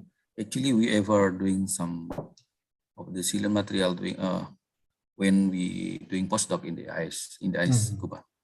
So what you feel, Dr. What do you feel the most expensive? Yeah, I think so. The sealant is quite tricky. Yes. Yeah, very tricky, and then very few groups working on sealants. Initially, even I bought some sealants from Japan and from China. Where from Japan, the sealant is based on a polymer based. A small 30 mm dia of 1 mm thick sealant is cost around 500 ringgit. One. Correct. It's Yes. very expensive. Okay.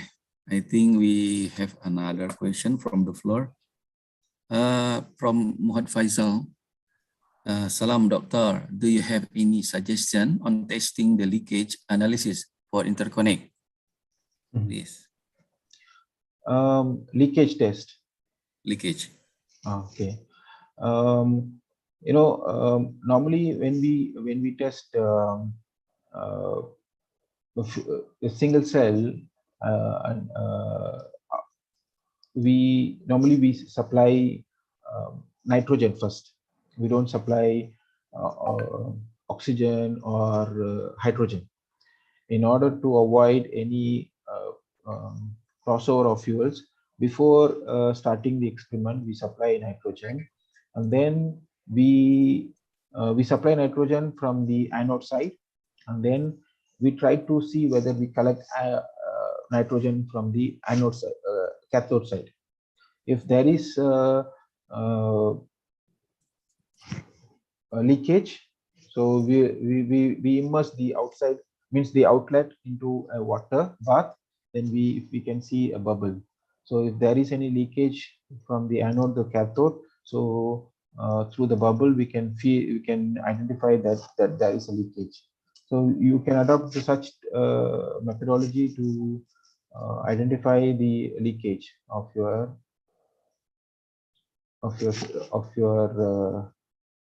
during the testing.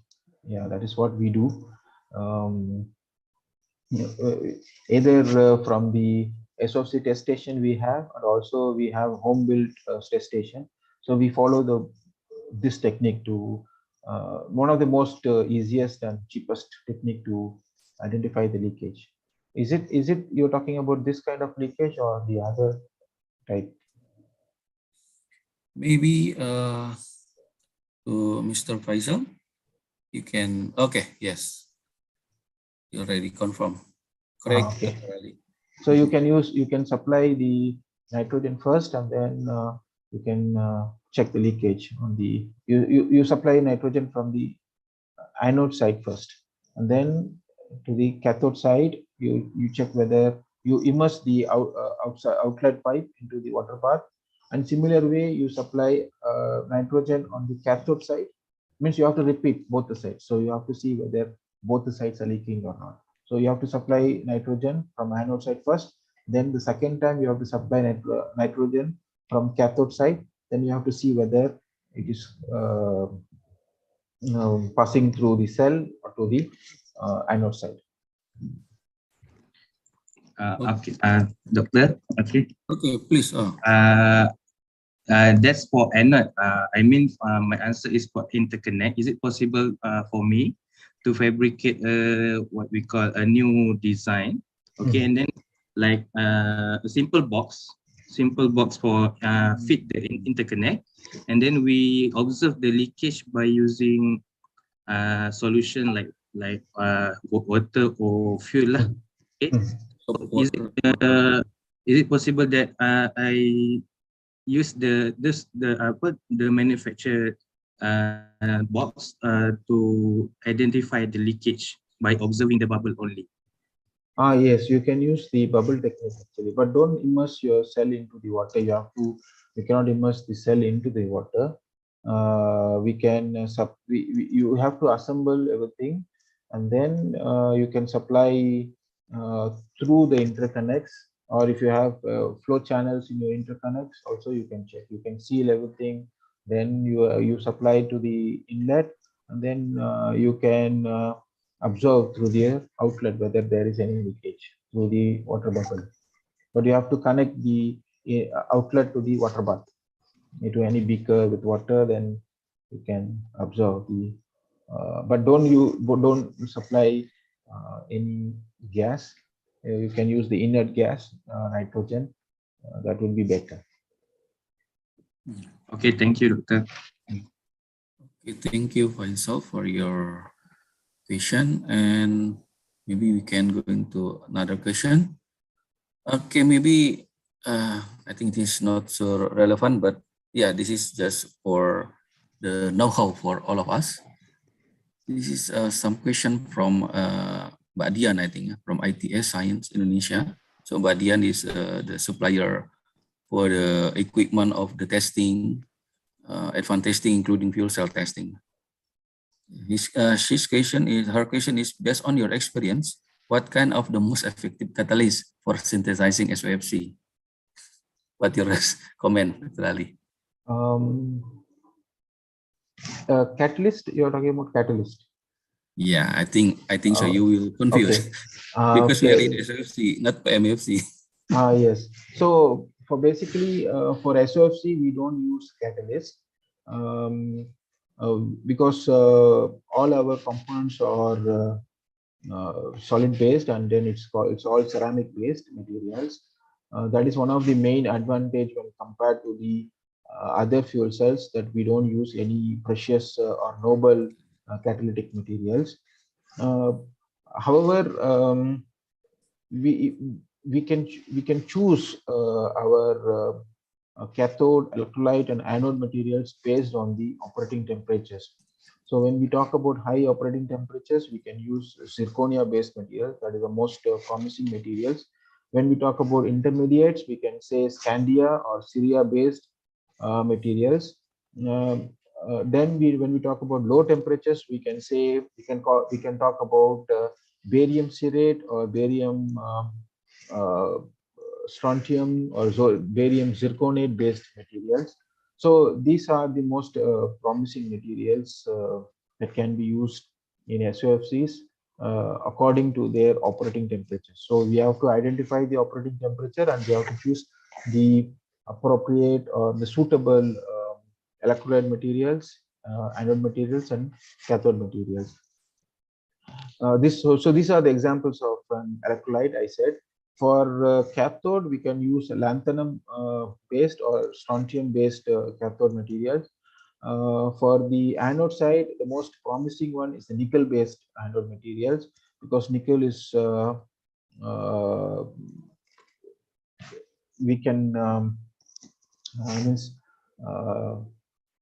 nickel is abundant, and then it's very cheap, and then it has high catalytic activities towards hydrogen, and also by combining nickel with the other other components or other elements, so we can improve its tolerance towards carbon and then sulfur. So nickel is one of the most promising anode material. So I hope I answered that question. Okay, thank you, Dr. Ali. Yeah, maybe this is also for know-how for everyone that not so familiar with the SOFC. Yeah? So the SOFC is the high temperature fuel cell, ceramic based, that not require catalyst like other kind of the fuel cells. Okay, thank you for your highlight, Dr. Ali. Okay, is there any question from the floor? Maybe Dr. Jarod? Yes, thank you, Dr. Denny. I have one question, Dr. Ali. Yes, Doctor. What is your opinion about solid state method? Is that suitable for to produce electrolyte or electrodes? Yes, solid state method is one of the most simple and straightforward method. We can use. I'm not I will not say that we cannot use. We can use, but only the problem with the solid state reaction method is we have to synthesize for longer duration, and then multiple calcination temperatures. Then we have to repeat the milling process. For some materials, we have to calcine, and then we have to crush it again, then we have to ball mill again, then we have to calcine again at higher temperatures. But still, we find some impurities. But it's one of the most simple and easy method to produce oxide powders for SOFC. I have used solid state reaction method also because when we talk about any chemical synthesis method, we don't use oxide form. We use either chloride forms, or we use in the form of nitrates. So when we use in the nitrate form or chloride form, so we have to calculate according to the stoichiometric ratios. Then we have to calculate the right amount of fuels. So if we are familiar with these chemical processes, we can choose chemical synthesis methods. And if we are not familiar with the stoichiometric calculations, then we can avoid, and then straightforward we can multiply the molecular weight with the molar ratio, then mix it together, then ball mill under a solvent, or in a liquid medium, or a dry medium, and you can produce. But only thing is we have to calcine at higher temperatures to acquire the desired powder properties. Okay, thank you, Dr. Ali. Thank you, Doctor. Okay, is still any other question? Maybe follow-up question from Dr. Jarod.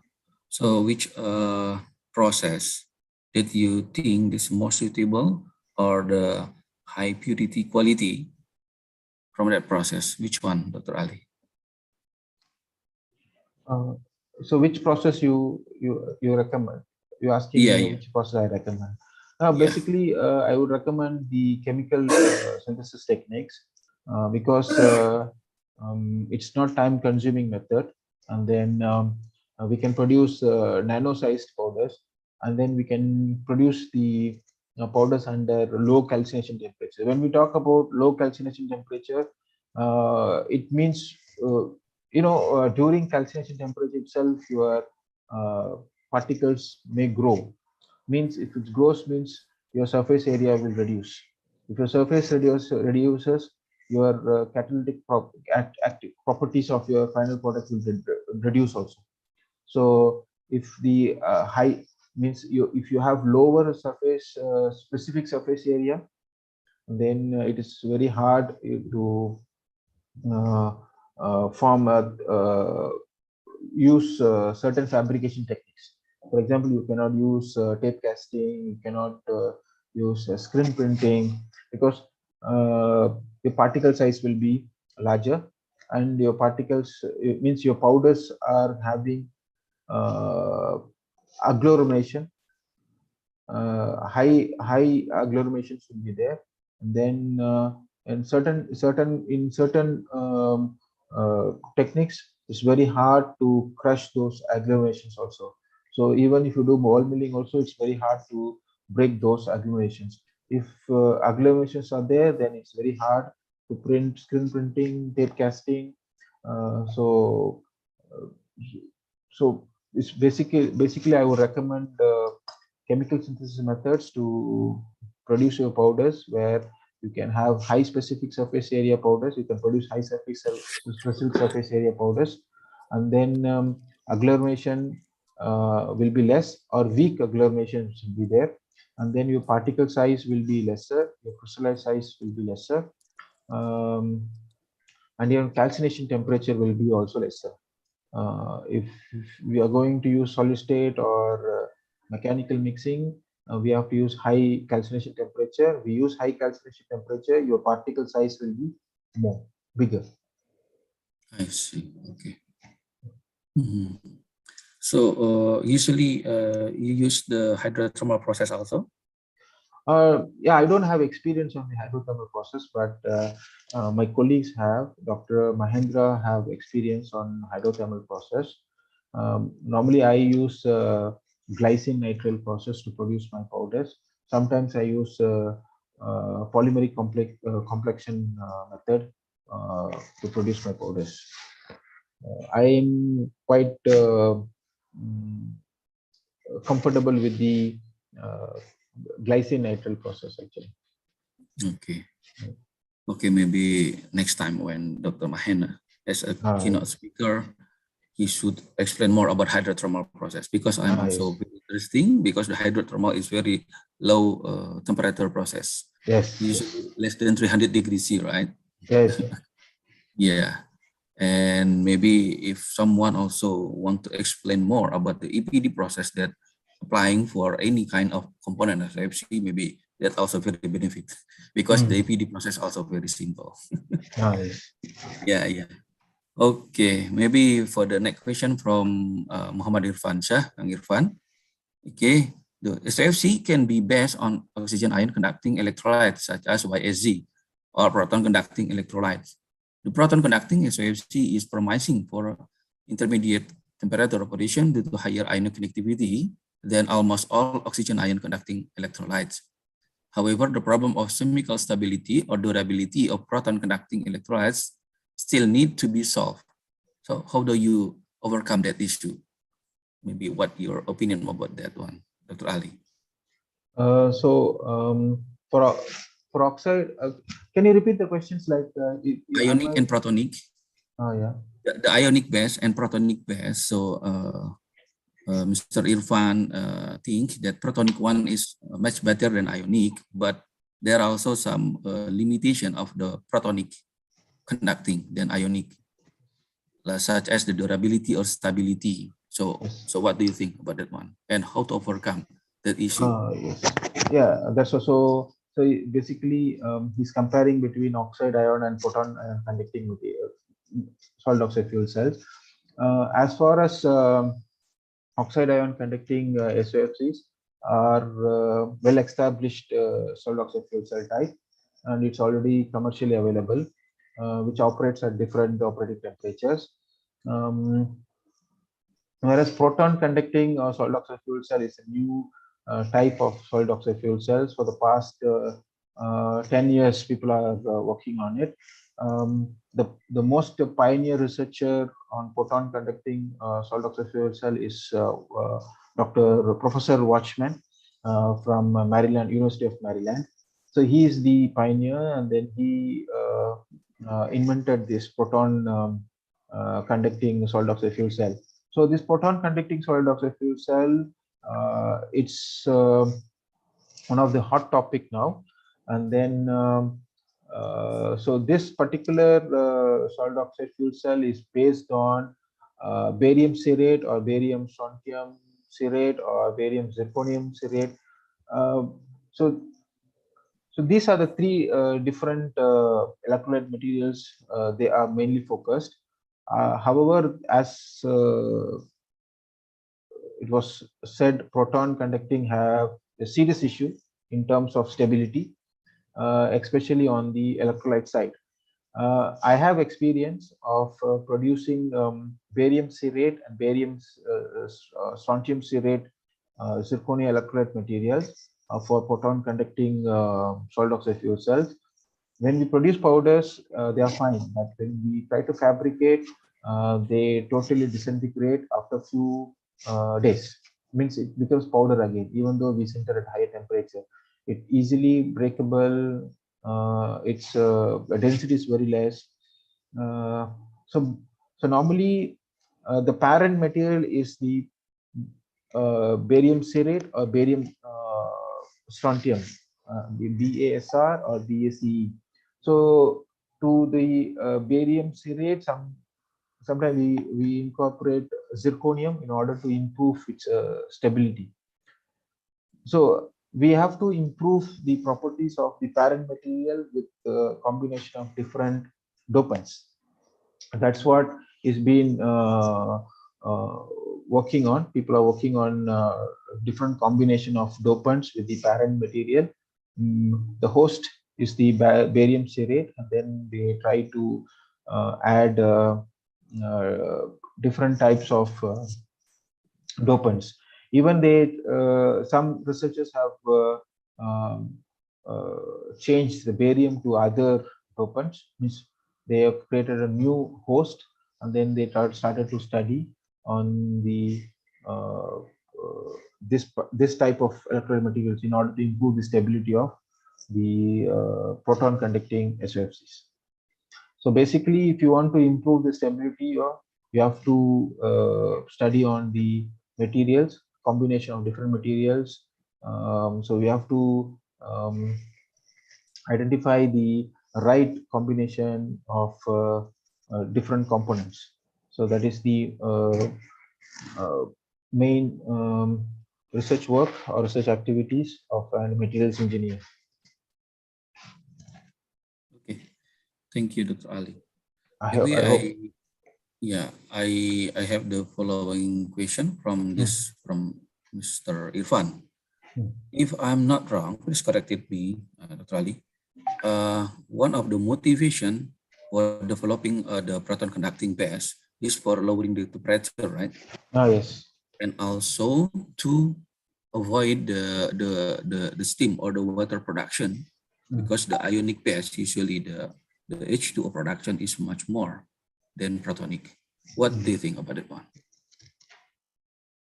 For proton conducting, for oxide ion conducting SOFC and proton conducting SOFCs, water for oxide ion conducting water is produced on the anode side, whereas for the proton ion conducting, the water will be produced on the cathode side.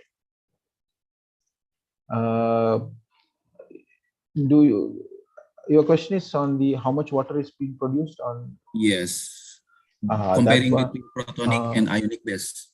Yeah, but that one I'm not so sure how much water is being produced on both the sides. Means for oxide ion conducting, how much water is being produced. For the that one I'm not so sure about it. Because that's also very interesting. We are talking about the stability of the cell.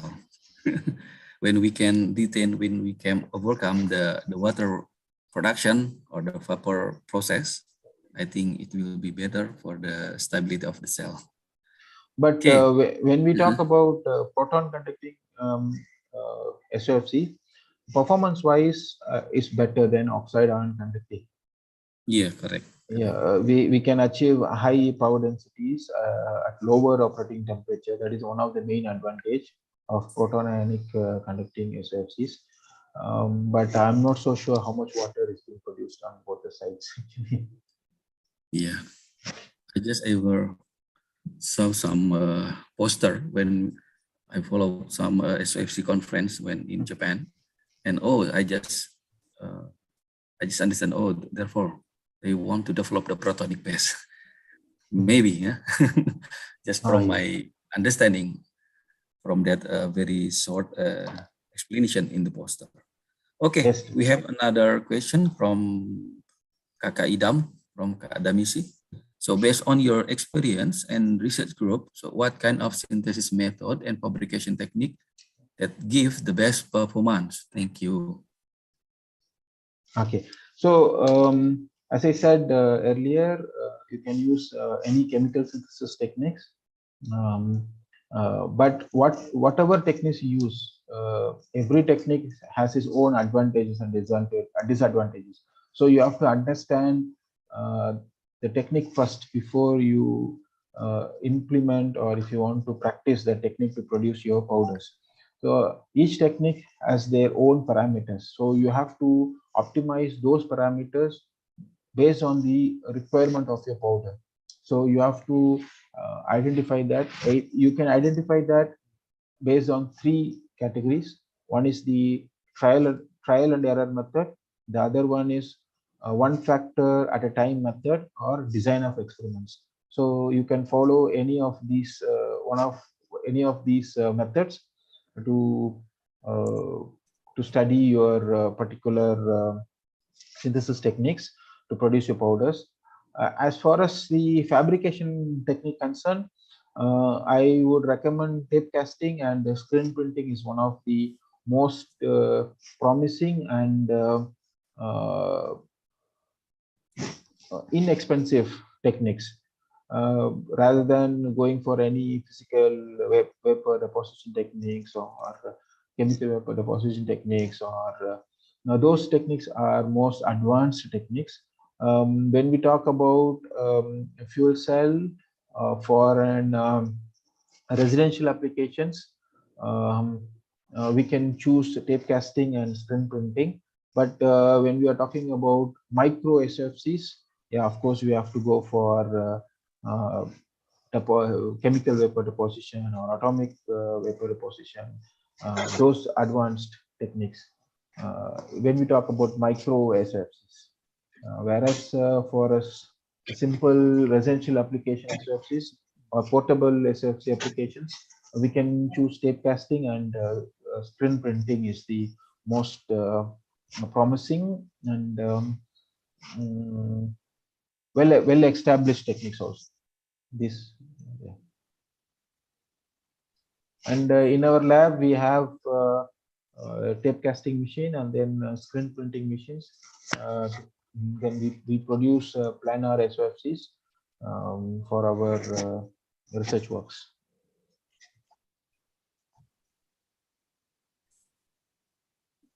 Okay, Kaidam, is it answer your question? Thank you. Have you ever worked with the micro SFC? I mean, made the micro SFC? No, I don't have experience on. Not yet. Okay. No. Micro SFCs, universities from Switzerland, they are the most pioneer in micro SFCs. Even they have commercialized micro SFCs. They have a startup company on micro SFCs. That group were very active in early 2000. Like they were very active for 10 years.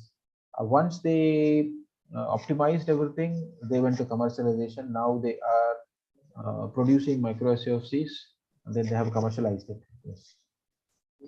They have the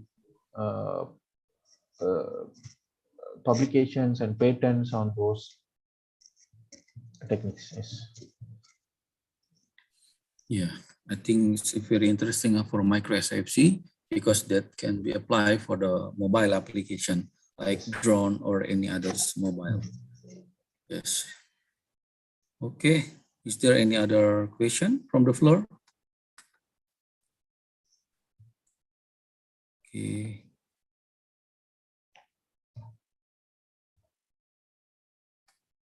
Okay, so Pak Jarod, I think is there any comment from you, Pak Jarod? If no, maybe we just close, or what do you think? Oke, kalau sudah nggak apa-apa ditutup aja, Pak Denny. Sorry, Pak Jarod. We still have one more question from Istiqomah. Okay. Monggo. Sorry. Okay. Good morning, Mr. Ali. I wonder about the parameter from the solid state method. Why don't the variation of time reaction become one of the parameters? Because I haven't asked about this my lecturer before. Okay. So, the question is why for solid state reaction method one of the parameter is time? Is it the question? Why don't the maybe she asking about the time parameter, the variation of the time. Okay, the milling time, right? Yeah, the milling time, I think so. Okay.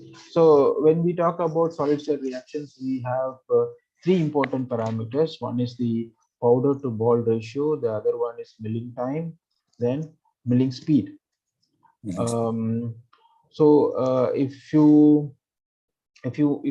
you are going to mix two different powders, then you have to mix them for a longer time, because longer the better, the homogeneity is better. And then the speed should be not high, it should not be high speed. I always use 200 rpm. That is the most well, you can use like from 160 to 200 rpm as a rotating speed. The time maybe you can use minimum 24 hours. So that is the best way to homogenize the mixing. If you are just using ball milling to break the agglomeration, then you can reduce the time, and also you can increase the speed. So you have to identify what purpose you are using the ball milling method. For mixing, of course, you have to use it for longer hours in order to attain the homogeneity of mixing, homogeneous mixing. Then only you will have homogenized mixing of two different materials or three different materials you are using. And then ball size and number of balls also is also important factor. 1:10 you can use, or 1:20 you can use. Means if you use 1 gram of powder, you have to use 20 grams of balls. So you have to have this kind of ratios. Sometimes you can use 1:10 or 1:20. So no more number of balls will also help you to improve your mixing. And the ball size also matters. If you use bigger balls, also have its own effect on the mixing process. So I would recommend to use smaller balls especially for mixing. When you want to break agglomerations, you can use bigger balls. So that is my recommendations. Okay, thank you, Dr. Ali. Maybe I have a following question. So which one the best, wet milling or dry milling? Wet milling is the best. So it is easier. So we can. It's not that we can. It's like we can assume that when do in wet mixing, the mixing will happen homogeneously, whereas in dry it's very hard to get homogeneous mixing. Yes. But it's very important what type of solvent you are going to use when you are going to use wet medium. You have to identify whether your material will dissolve in that solvent. If the material is going to dissolve in that solvent, you should not use that solvent. You should not. For example, certain materials can dissolve in water, or certain materials can dissolve in ethanol or in acetone. So always use alcohol-based. Ethanol is the best solvent when we talk about wet ball milling. We can use acetone also as a medium to do, but I always recommend ethanol because I always use ethanol as a solvent. Same way with me. Okay. Okay, Dr. Ali. Okay, Istiqomah, I think already satisfied with your advice. Now we have one more question from Dr. Swasmi. Since I read about your biography about the CCS to capture. So her question is, I just read that lastly, SOFCs are ideal for carbon capture in that the fuel and the oxidant or air stream can be kept separated by design, thereby facilitating high level of carbon capture without substantial additional costs. So what materials can be used to meet this dual function as electrode cell and as CO2 capture? Please, Dr. Ali. Yes. So basically, if you see solid oxide fuel cell is a device which converts chemical energy to electrical energy. So when we talk about chemical energy, we need to supply certain types of chemical, right? So we have to supply hydrogen. So when we talk about hydrogen, that hydrogen need not to be pure. We can use hydrocarbon fuels, but we cannot supply directly those hydrocarbon fuel cells to fuel cells. So we need to have an intermediate step.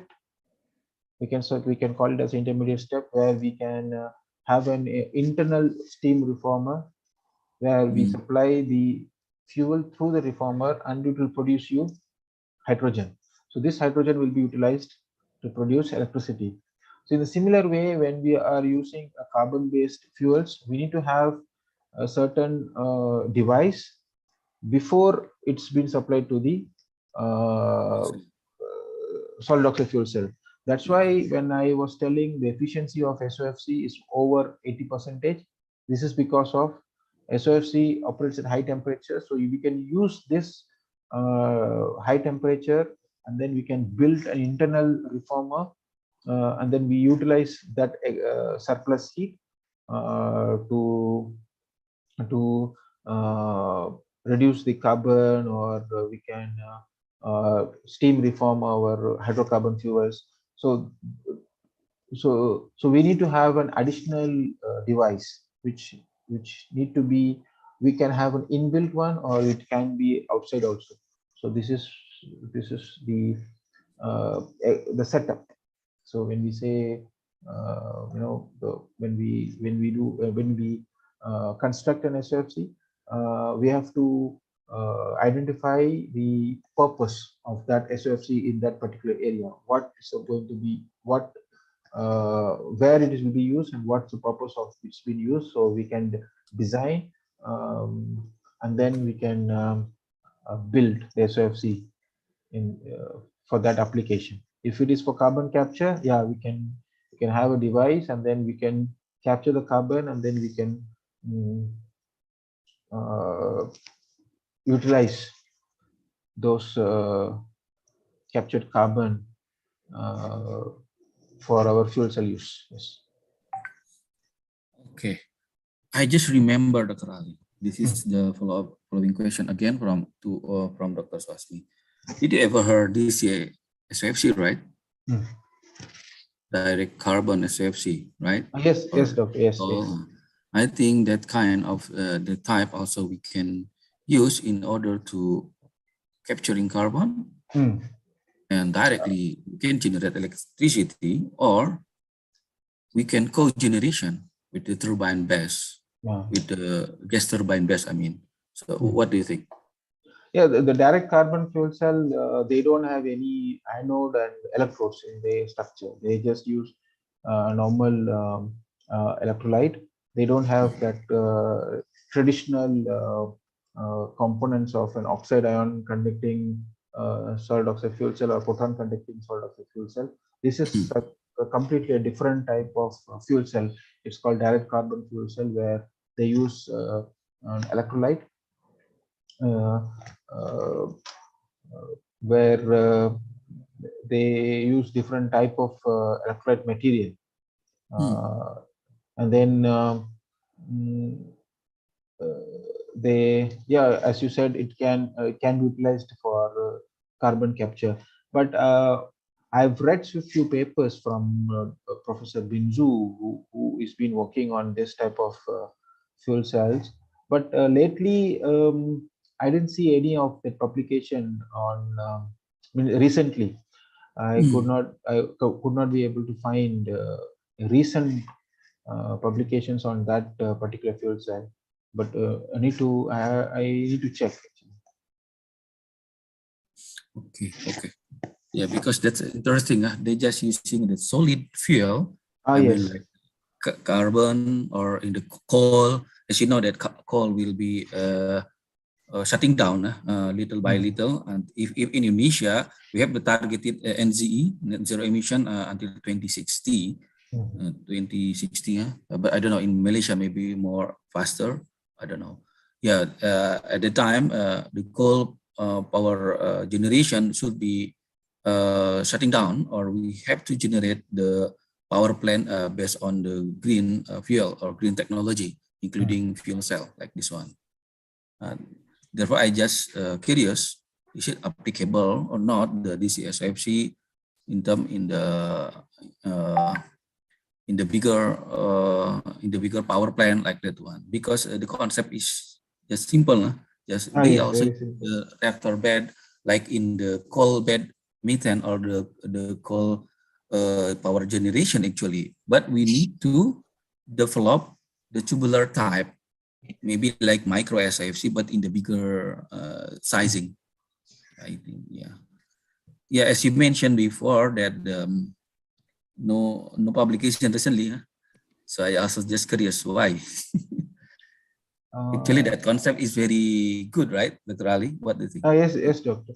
I feel maybe some papers are coming out, but I didn't see papers are coming from Professor Binzu. He is the one first proposed this direct carbon salt oxide fuel cell, but he stopped working on that. That is my concern.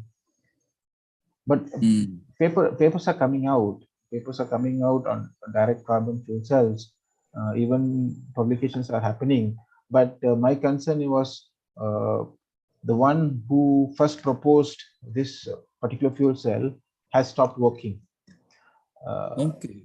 Particularly Professor Binzu, you know him, right? Yeah.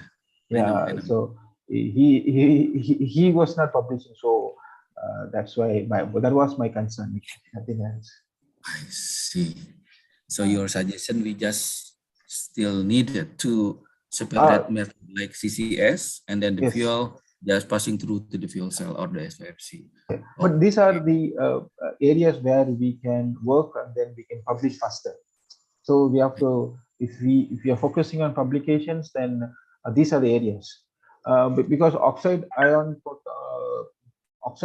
conducting salt oxide fuel cell publication is very hard. If you're working on proton conducting salt oxide fuel cell, publication is quite easier. Or if you're focusing on low temperature salt oxide fuel cells, it's easy to publish. Then direct carbon fuel cells, it is easy to publish. So if we are looking into publications, yes, it's one of the good topic to study. And this is our opportunity. This CSFC also easy for publication. Dr. Ali said. Okay, maybe actually I also interesting for that one, because as I mentioned before, the coal will be little by little will be shutting down in Indonesia. We have the timeline until 2060. Yeah. So it's been coal is okay. Maybe Dr. Swasmi want to asking directly, please. I just would like to, so for this purpose, for the CO2 chapter, so there will be a different apparatus added as CO2 chapter, capture. Yes, CO2 capture. Capture, we need to add some equipment, or we can just use the electrode as a CO2 capture, sorry.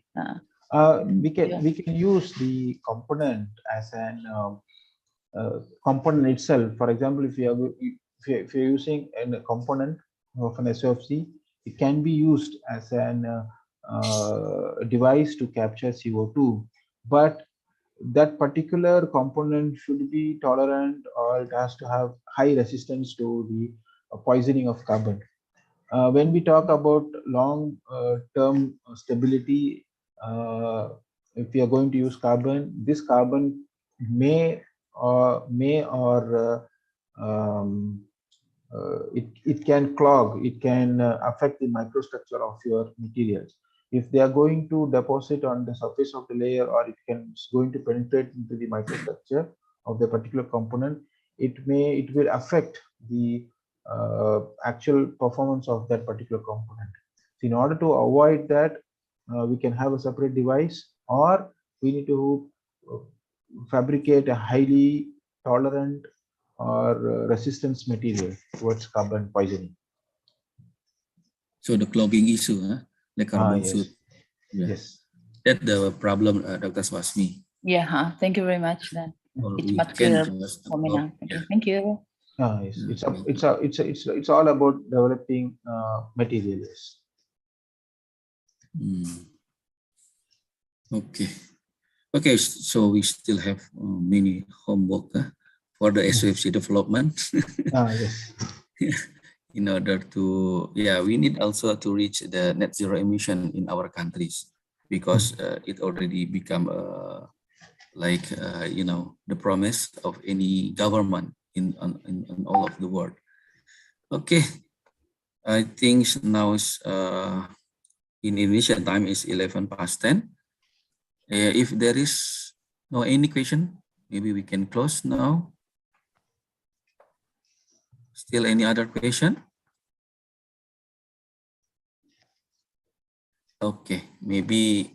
Okay, thank you very much, Dr. Ali, for your very great explanation and sharing your knowledge, your know-how in this morning webinar.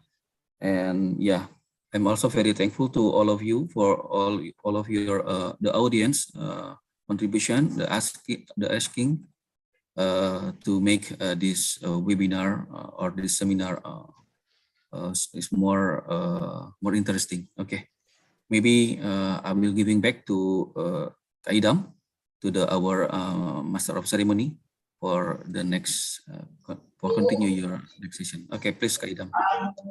Okay, thank you very much for Dr. Denny and also Dr. Ali. That's a very nice presentation. We finally come to the end of today's seminar.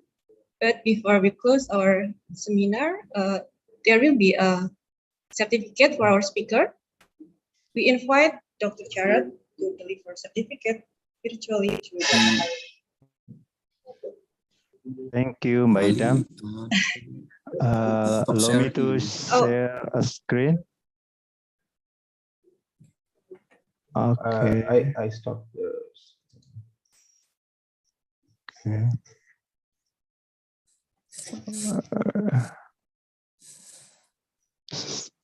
Okay. Okay. Once again, Dr. Ali, thank you very much for your sharing and your interesting presentation. I hope you can share your PDF file, your presentation to us. And on the screen, this is a certificate of appreciation for Dr. Ali from my head of the Center of Advanced Materials, Dr. Wahyu, but unfortunately cannot attend this webinar, and he sent a regard to Dr. Ali. Thank you. Finally, thank you very much, Dr. Ali, for your sharing and your interesting presentation. Thank you, Doctor. Thank you. Thank you to the BRAIN and IFHE for giving me this opportunity. And I hope we can have more seminars like this. And then we can we can have some kind of collaborations between us. Already we have certain collaborations, but I would like to take that collaboration to the next level. We can have some mobility programs like we had during before the COVID, like 2000. Yes. So we need to, Okay, thank you, Dr. Ali. Send my regard to Prof. Tuti, Dr. Mahendra. Yes, sure, Doctor. Sure, Doctor. Silakan, Kak Idam. Mungkin bisa ditutup. Okay, thank you, Dr. Jarod. Terima kasih, Pak Jarod. Those are the agendas that we have presented to you in all this morning. We hope you can learn something from this seminar. Thank you very much for your attention and see you on the next seminar. Wassalamualaikum warahmatullahi wabarakatuh and have a good day. Waalaikumsalam warahmatullahi wabarakatuh. Terima kasih banyak semuanya. Thank you, Dr. Ali. Thank you, Dr. Ali. Terima kasih, Pak Denny. Terima kasih, Pak Denny.